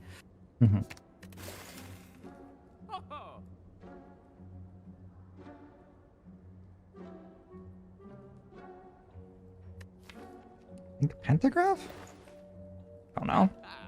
Pentagraph 70% is kind of interesting. Yeah, it is. I can't say I've ever made quite this decision before. Often in a situation like this on a Watch Your Run, I am just not buying either. Because I feel like such a large part of my chance to lose is drawing a bad hand, and so I'm just trying to save money for as many card removes as possible. Yeah. Small deck watcher is pretty strong. Very consistent. Yes, but also here I have a smiling mask, so I don't even need to save money for card removes. True.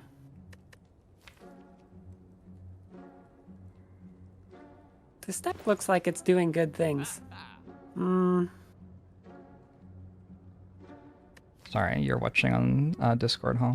I do have it so you can mouse over on stream to actually see all the cards.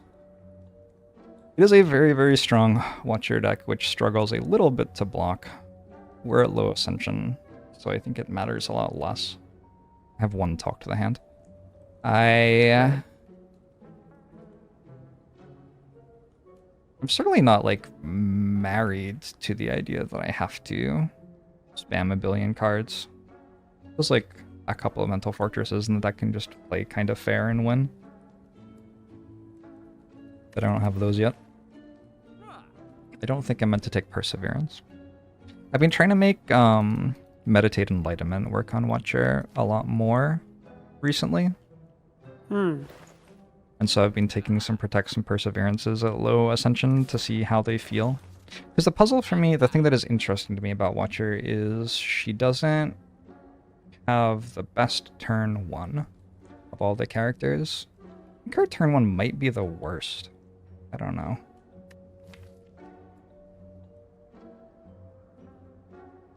And she's Just in terms of the card pool?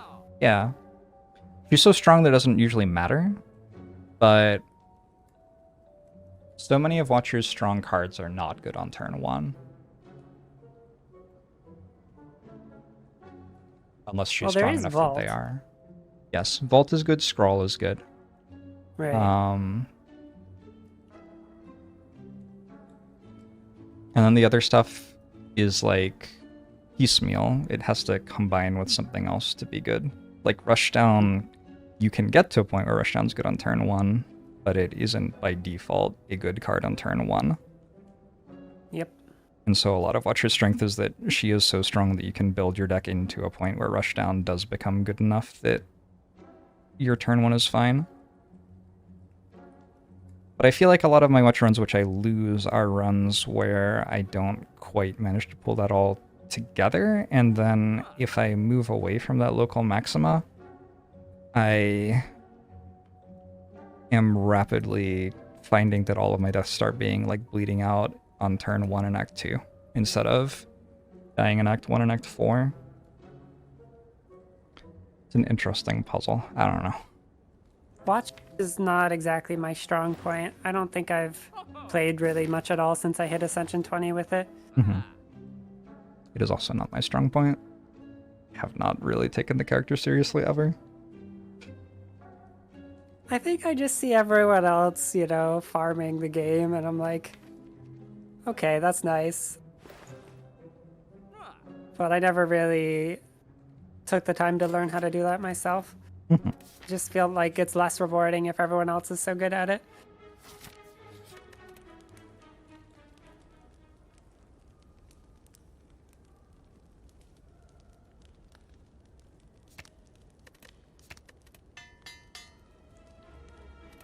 Talked about gaming, talked about online communities. Do you actually know Ridiculous Hat, or do you just hang out in his community? Know him in person, but I guess we just chat a lot on the Coin Concede Discord. Alright, cool. He is a good fellow. It's funny really how glad he that he shows got up the everywhere. job. Yeah. Working for Hearthstone now. Yeah. The community benefits so much from having someone like him in that position. Yes, I hope that he is paid and valued appropriately. My experience in gaming companies has been that the people in those sorts of positions have far more value than the people making decisions about the company realize. I mean, that's Yeah. my bias as a content creator, I guess. Well, It's also because you notice the people that are doing a good job, I think. Like, a couple... Before Ridiculous Hat, there was someone who was good, Alkali Lake. And then before her, there was someone who was not very good, who no one knows. Yeah, I was on a team with Alkali, so I know her. She definitely knows her stuff. Yeah. I went to a studio opening event last year. I think it was last year, maybe it was the year before. Time is weird since the pandemic. And the person in charge of us was just so incredible. Like, she was available all 3 days I was there, like all the time.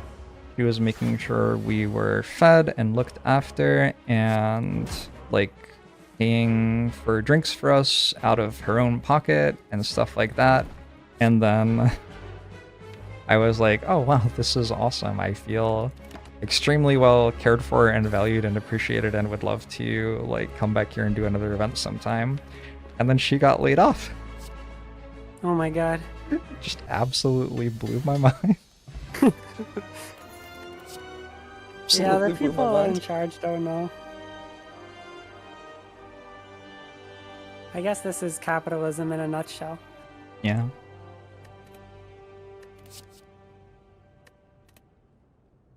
How did we meet?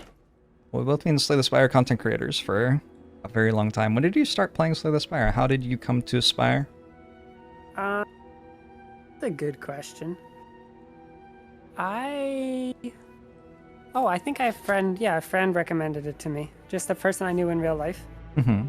And I had played Dominion, the board game. Sure.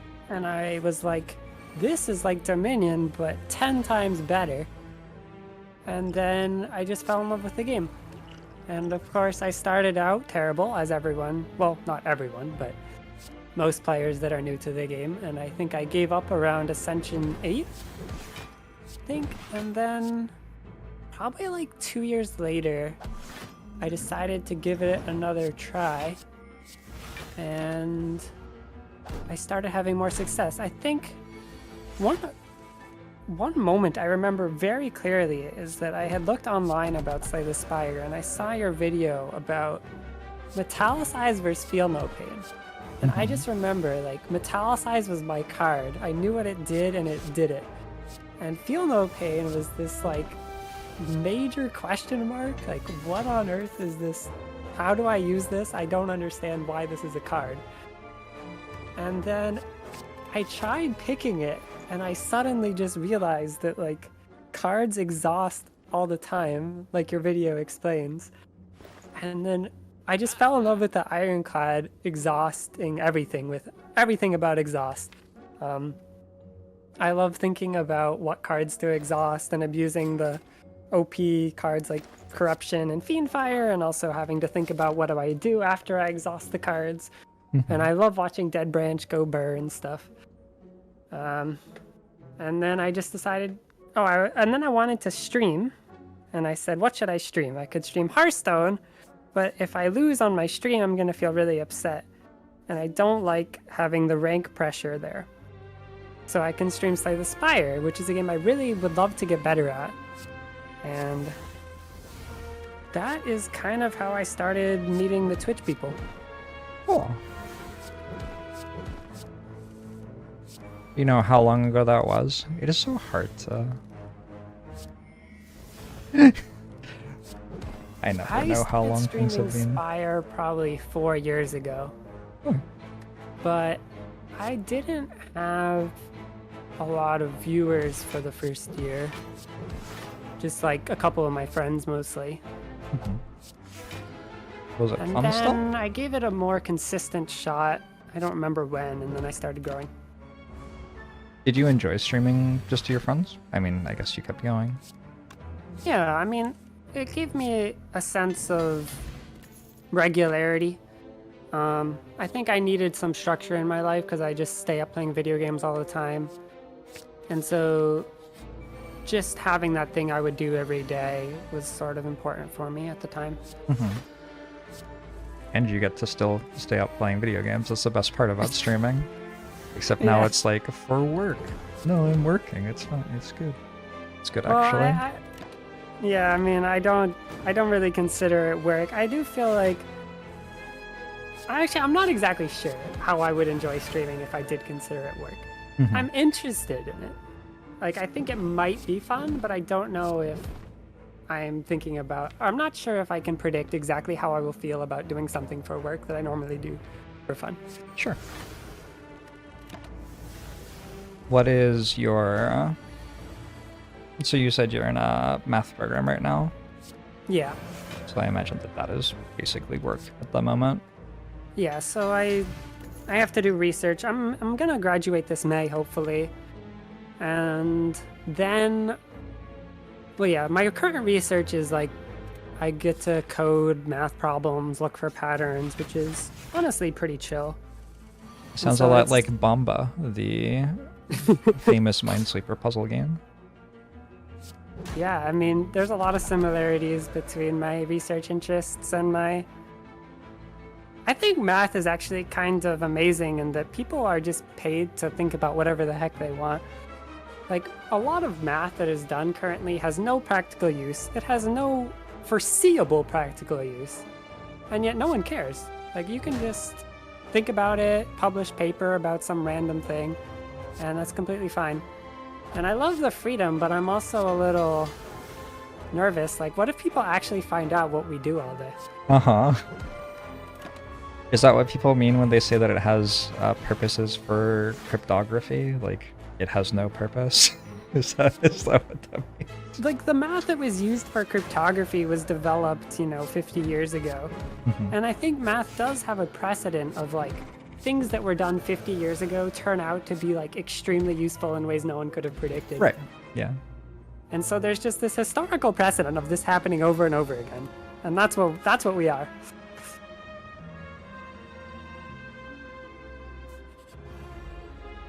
So what sort of puzzles are you solving? So recently I've been trying to count. So my advisor showed me some New York Times puzzle about like putting the number, I forget exactly, like the number of ways to construct a certain grid that satisfies certain conditions. And so we've been looking into counting the number of legal configurations.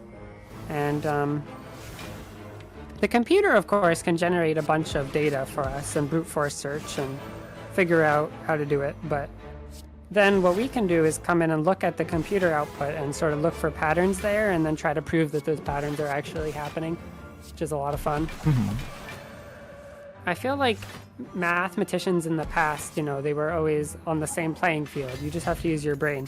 But now with computers, we suddenly have access to so much more examples, so much more data, that maybe we can find patterns that people in the past couldn't.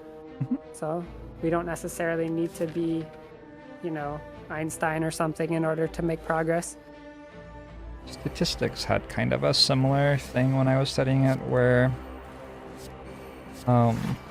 as you start off learning statistics, they teach you all about the right equations to use and things like that. And then it turns out more and more and more and more that what you do at a high level of statistics is look at computer output and try to work out what it means. Which is also fun, different type of fun. I think it's just so much more approachable. Like, you can make progress by writing some code, and that feels satisfying. But if you're trying to solve a theoretical math problem, there's like months where people just don't make any progress. And that is really frustrating, and it takes a lot of perseverance that frankly I don't have in order to keep going. So the computer's coding aspect has been important for me to feel like I'm making progress. I'm not sure I ever even understood that part of math. Like, you're just meant to look at this thing and then eventually you'll work it out. It just seems like magic to me every time. Yeah, it does feel that way. It does feel really good when you find something, but most of the time, I don't.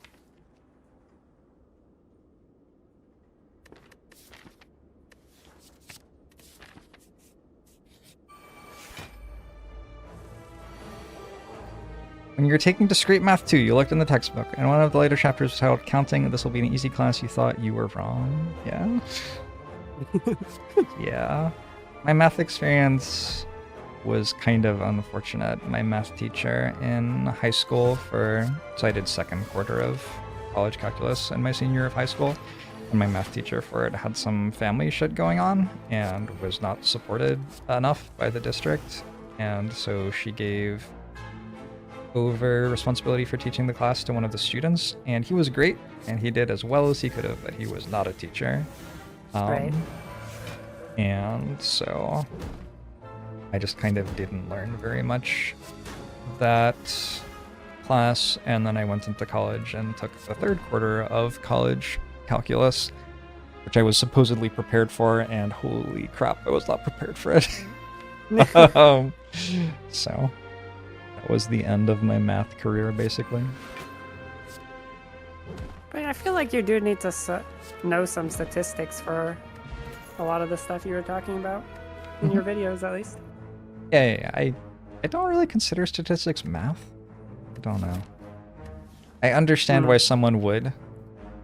Maybe it even is, but in my brain, it's kind of like just a language for talking about distributions of things and events that happen, which I guess is kind of what math is. But like, when I call somebody a tall person, I don't think I'm doing math, you know? There's and statistics is on that side of the describing the world. Or like telling someone they're tall actually literally is math. You're saying their height is a big number, right? But in your brain, you're not thinking of it as math necessarily, or I'm not. Yeah, I guess if you were to ask me, I guess I would agree, now that I think about it. Statistics is fundamentally motivated by things that are happening in the world and describing them effectively. But math is not motivated by that. Math is more like philosophy, like people just like thinking about things. I wonder what would happen if we made this rule and tried to logic our way through it.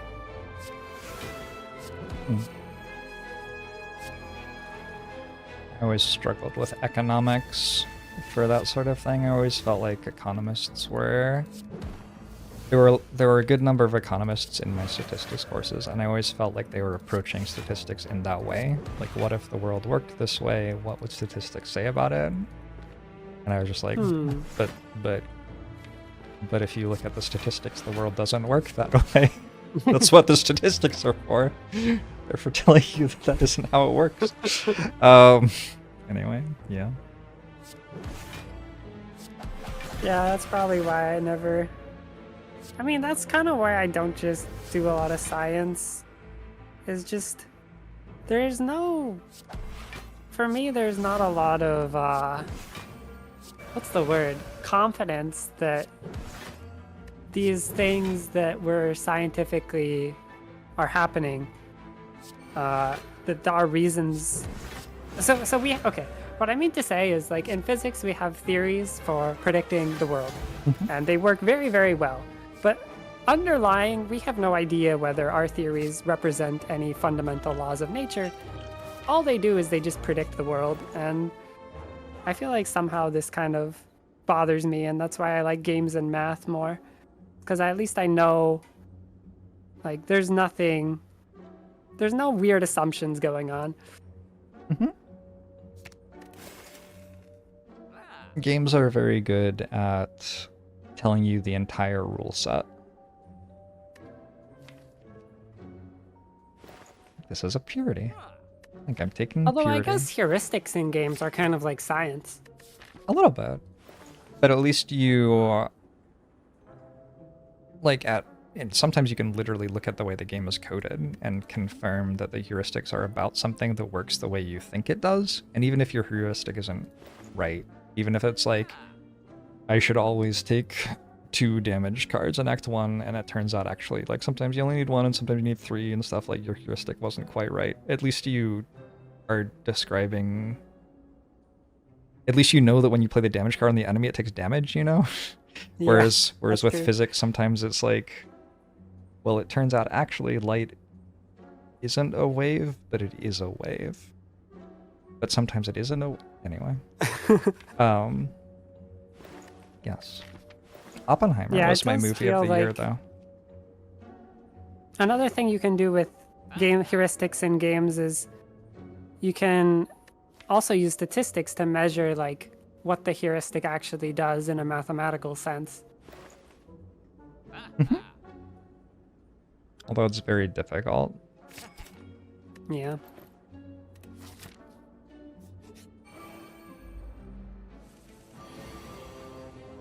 I don't know. I kind of wish Spire logs still existed, but I also kind of don't.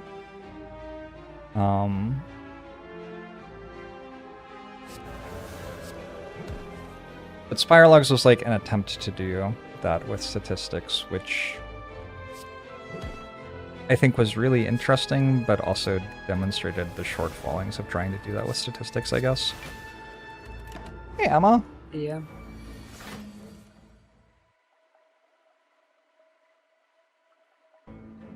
I think if Spire logs had a good editor, they could actually like help people. Mm-hmm. I think it did help people. Did it? Yeah. I think people 100% learned valuable things from Spire logs, but they didn't like. It's like learning it the wrong way. Like they didn't get the context to appreciate what they were learning necessarily. It's like looking at the pattern in your space of, I forgot exactly what math puzzle you're looking at. It was like looking at that pattern and then thinking, oh, that's what the pattern is, and not doing the extra work to be like, why is this the pattern? Let's spend a long time in a PhD program trying to analyze and understand this. Yeah, I guess sometimes there might have been a few times where I looked at Spire logs and saw a card was rated higher than I was expecting and then picked it more. I don't think it was super useful for someone who was already in Ascension 20. I think it was more, oh, hey Amy, thanks for the raid. More of a, like, if you're starting out the game, what sorts of things are there that you should aim at? At least that's how I saw people using it in a way that seemed good. How's it going? Amy and friends. I am Jorbs. I am playing Slay the Spire. We are raising money this week for Free to Love, which is a charity which funds arts programs for children. Focuses on self-acceptance and love of yourself and others. It's an anti-bullying charity. It does some mental health stuff, all of those sorts of things. And I am having guests on throughout the week. Maybe Amy will get to come on at some point. That would be really cool. You should all tell her that she should do that. Don't pressure Amy. Thanks for the raid, Amy. Amy's great, though. Right now we're talking with Panacea, who is another Slay the Spire content creator. We're talking about math PhDs and currently Spire logs and data and statistics. Hello, raiders. Yeah. Thank you. Word Fakook. Thanks for the $25 donation to support Free to Love. Okay, I have lost our train of thought, unfortunately. Oh, we're talking about Spire logs. Yeah, I don't know.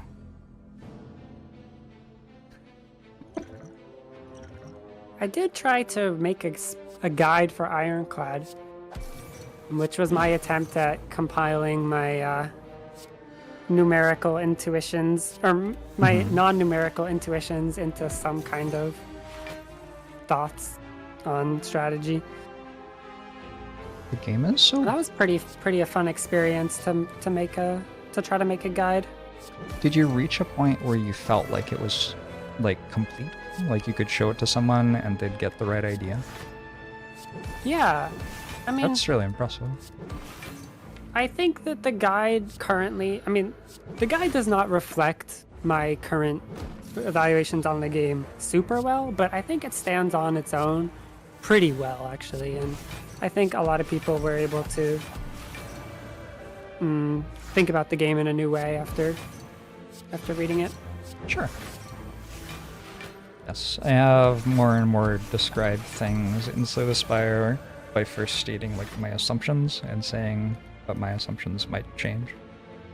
My assumptions in believing that this card is strong here are this, and this, and if those no longer are true, it might not be the case that I think it's strong anymore, kind of thing.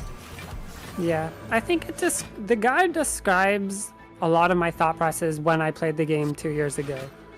And it just, of course, I've gotten way better since then. Sure. And the guide cannot account for that by its very nature.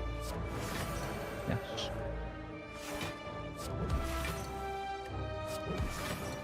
Yeah, I've always wondered what the best way to communicate any thought about Slay the Spire is, really. Like, I did my series talking about individual cards for like 10 to 15 minutes. I mostly did that because it was fun. I did tier lists like one time. Like, fine. I've tended, in my experience, when I've tried to analyze Spire, to end up analyzing something else instead, because it's like, well, to teach you that, I need to teach you this first. And honestly, this is easier to make a video about anyway. I see. It's like teaching people what a heuristic is, for example. Yeah. That isn't necessarily knowledge everybody has to begin with.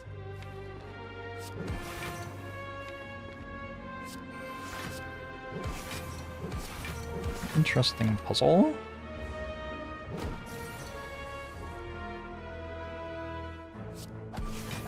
How to donate? There should be a button at the top of the chat window.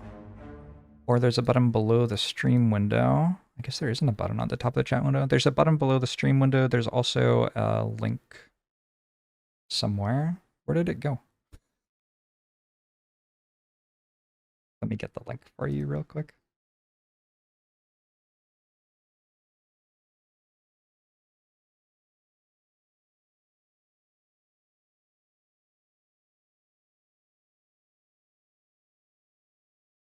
Where it would usually say subscribe to the streamer, it instead says donate to charity right now. I don't know what the link is. Sub button is a donate to charity button today. That's what I got for you. Hopefully that'll work for me. Yeah. It's pretty easy to use. I just think one of the craziest things about Slay the Spire guides is, like, you know, for most of the cards in the game, you know, at some point great players have said, this card is terrible. Like, I never pick this card. And then, you know, years go by and someone else says, I pick this card all the time. I have no clue what you guys are talking about. And so, of course, like, a guide is fundamentally limited just by, like, the person's experiences at the time of writing it. And there's no way that it will reflect anything optimal necessarily, but it is a way that you can sort of get up to speed with what someone else is doing in a pretty efficient way, I would say. Yeah, and you can look at it as like a solution space for Spire that does something. Like it leverages some sort of package of synergies, or makes some claim about this damage card is better for solving Act 1 than that one because of how it ends up interacting with other cards further down the line. And I have found that most of the way that I get better at Slay the Spire is by understanding more of those synergy spaces, and I don't know, I haven't had a card that I never pick in Slay the Spire for a long time, really. I think Clash and Setup might have been the last two to go, but they went like 2 or 3 years ago at least. I'm pretty sure every card in the game for me has some use case attached to it that I understand, and then like, my opinion of Slay the Spire has always been that in order to get better, I have to find another use case for another card. Yeah, that's a good way of thinking about it. I had everyone fill out the spreadsheet which you also filled out like a couple, maybe 1 year ago. Yeah. And then I invited Zeknar to do it again now. And I mean, it's not surprising at all, but it really made the point well, is that his new ratings of the cards was almost always rating cards higher than he used to. So like all the cards he used to pick, you know, he still mostly picks them, and then it's just like, also this subset of cards is now like very picked too, including like Clash, Flex, you know, like all this stuff that, you know, newer players have a harder time using. I don't think I would say that I regularly pick Clash, but I sometimes pick Clash. I think he was going a little bit overboard with Clash, but a lot of people have been telling me in my chat they like Clash now, so I don't know.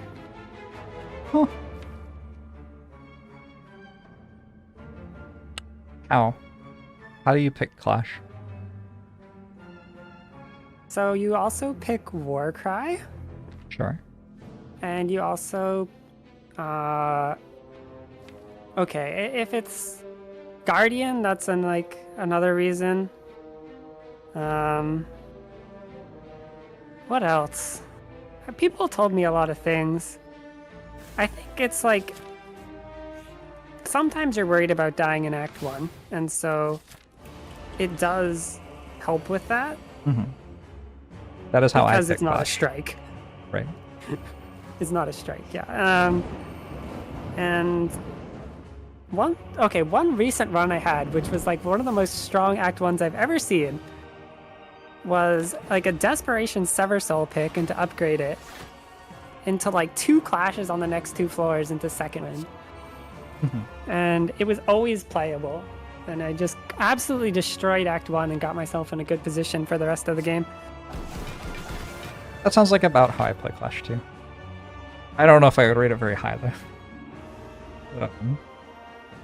It's certainly like things are not going very well, so I'm going to have to try to bail myself out with this Clash pick. More than...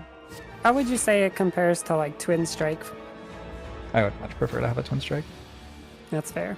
I think me too.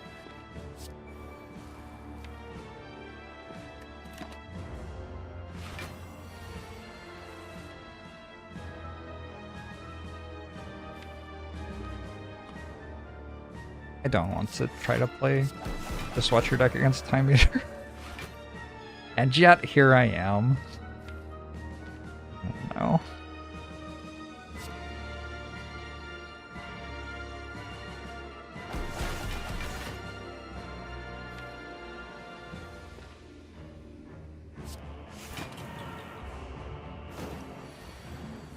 The downside of Clash has always to me been that it tends to run into huge amounts of problems against Gremlin Oven Sentries, and also just against Ascender's Bane, like your own deck.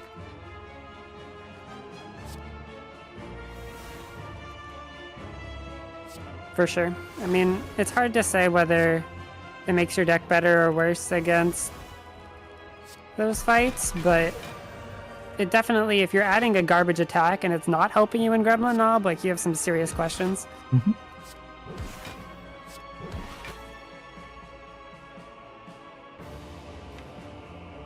I think if it doesn't make you worse against sentries, it makes the variance of the sentries fight very high, which is the one place that I've gotten stingier, I guess, about card picks in the last year is moving more away from variance as win rates get higher, which is just like, that makes sense. What has to happen as win rates get higher.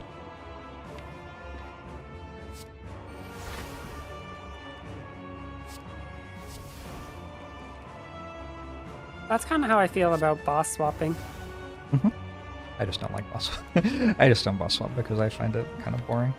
But yes, boss swapping is definitely high variance. Sneko Eye. Sneko Eye is no longer my beloved.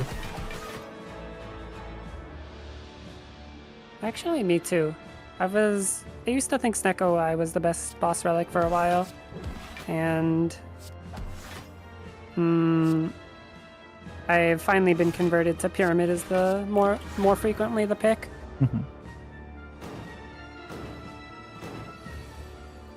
It was just all of the other cards that I started taking, basically, that made Snecko stop being good. Once I was taking cards like Warcry more in Act 1, Snecko stopped being as appealing. I think for me, I had a really long streak of having really, really good Snecko luck, and so I kind of inflated its power in my head. And it took me a long time to actually update that. Snecko's weird. Because that can definitely happen, and then it can happen the other way too, and humans are just not very good at understanding variance. So, Yeah. yes, I have commonly not felt confident in my Snecko evaluation because of that.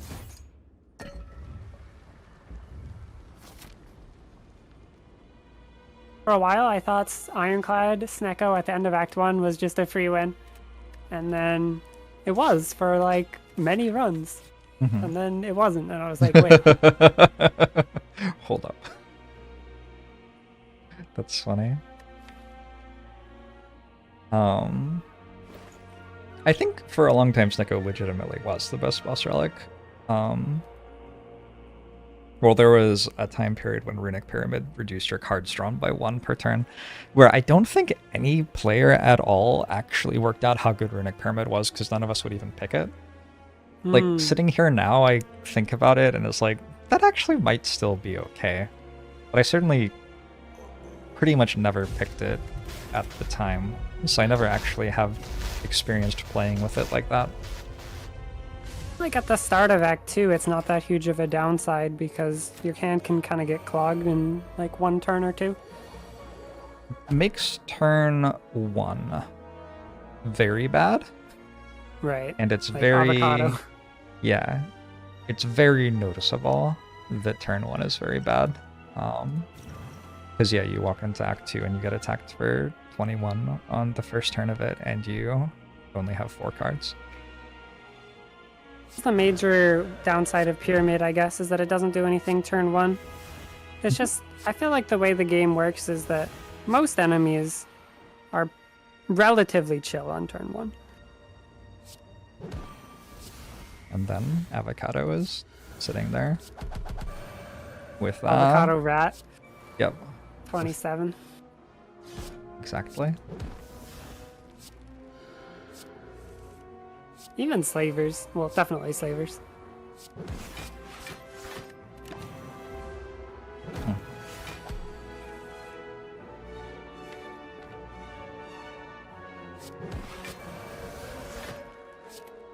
I've just increasingly found that the ways that I lose runs are because my turn 1 is bad, I guess. But you still like Pyramid a lot. Yes. I certainly do. The fact that I take Pyramid a lot might be why I only lose runs, because my turn 1 is bad. That seems to make sense. Pyramid is extremely strong. You do have to get it going a little bit, but...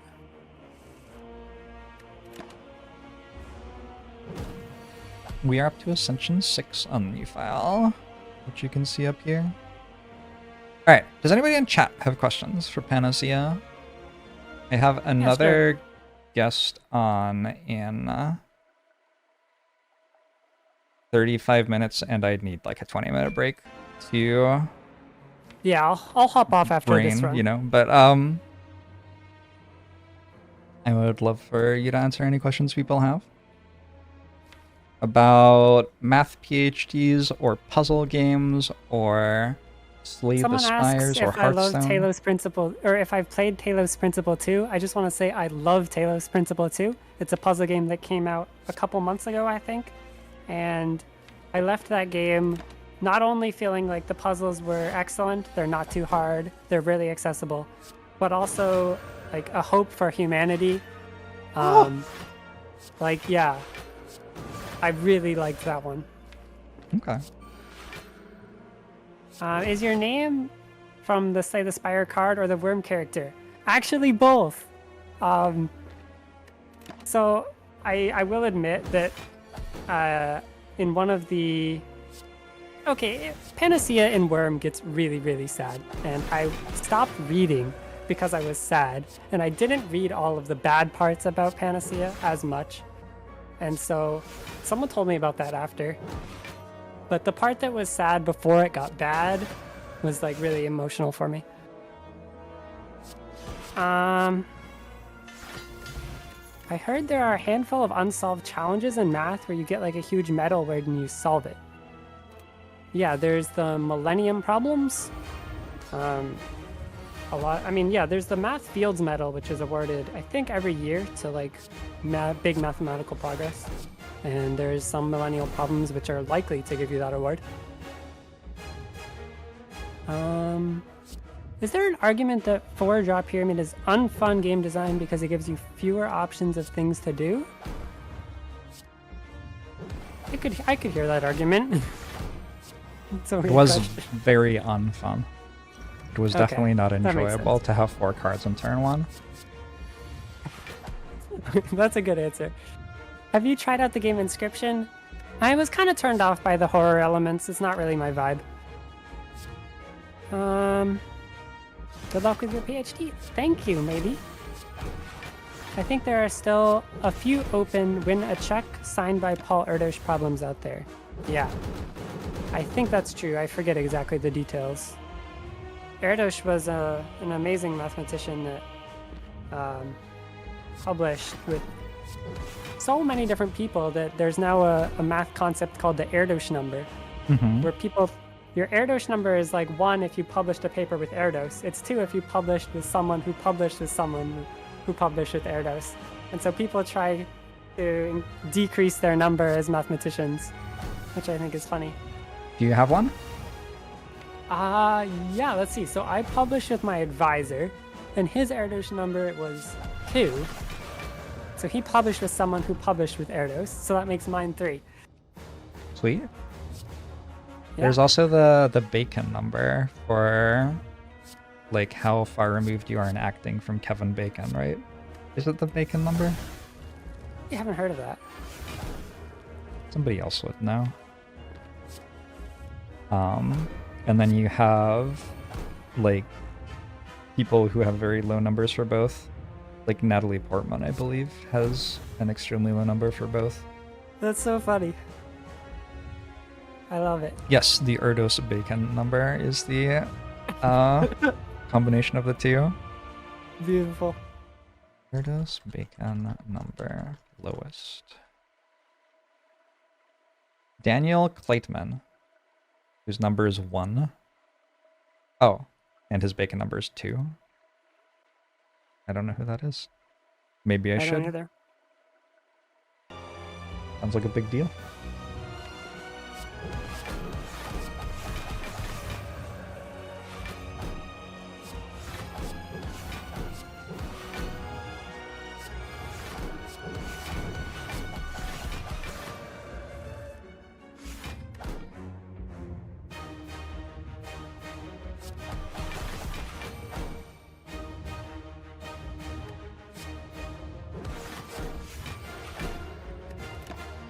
We have reached the click on buttons part of the Watch Your Run. Although I love that part. Sometimes you still die anyway. Sometimes you'll like realize after clicking on your card that you cannot leave Wrath anymore and you're being attacked for 150. Watcher is a strange character.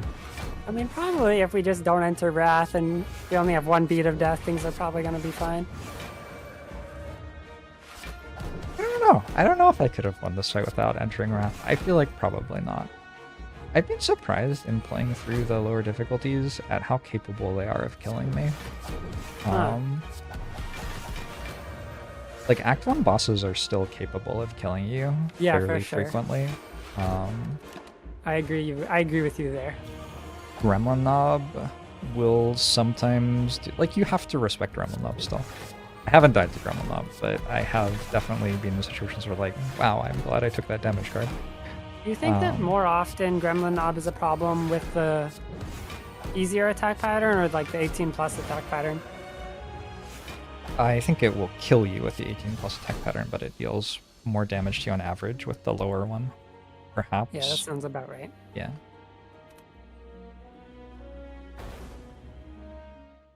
Do you know much about how large prime numbers are determined to be prime? There's some probabilistic algorithms. Basically, like you can pick a large random number and do some checks, and most of the time, if it's not prime, you'll know, and then you just go with that. There is a more deterministic approach, but it's much slower, so people don't really use it.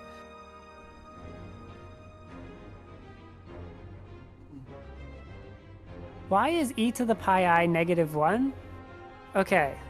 So e to the pi, or e to the blank I is like rotating a number around the origin in the complex plane, and pi corresponds to 180 degrees. And so you start from 1 and you rotate 180 degrees counterclockwise and you get to -1. Made sense so pi to me. is like an angle. Yeah. What subfield of math are you in? My advisor does experimental math, which translates to we do a bunch of coding. Fun. Cartesian coordinates were part of the course that I did not have a teacher for. So I've always known that you can map things to a plane and kind of like just nodded my head. That probably means something. Yep. Yeah, these imaginary numbers are not really necessary for any aspect of daily life, but they are cool.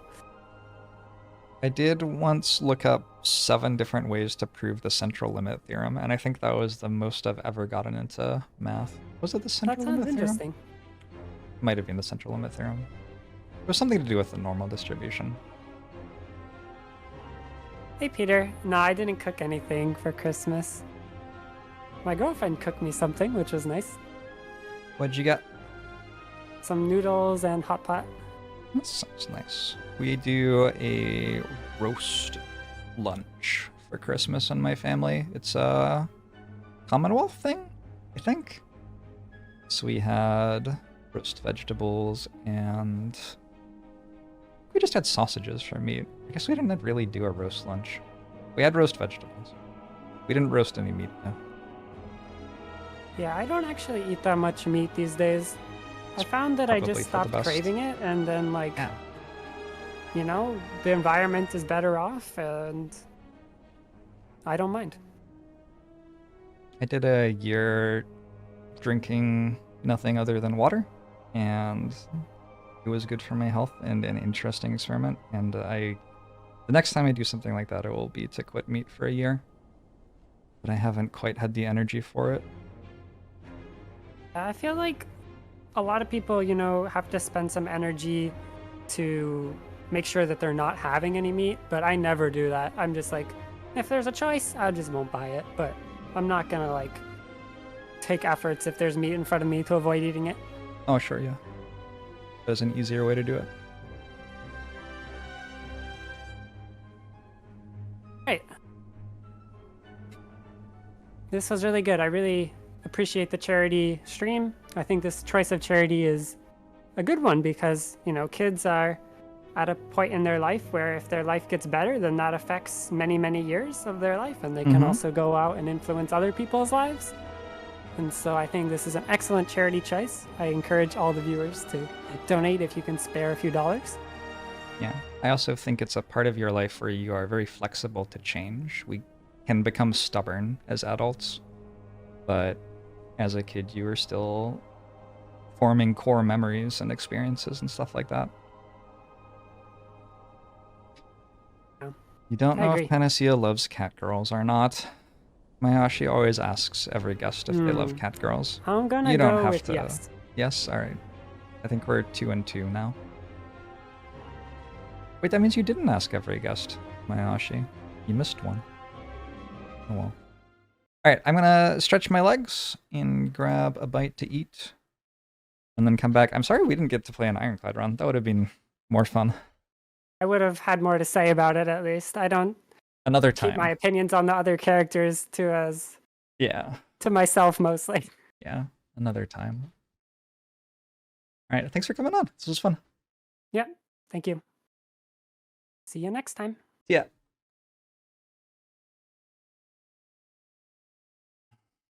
There's an Inside Out 2 coming up, Catch Up Goat. I'm pretty excited about it. All right, I skipped my break at the end of last run. So I'm going to take a slightly longer break and probably get myself a little bite to eat. It might be 5 or 10 minutes. And then I will be right back.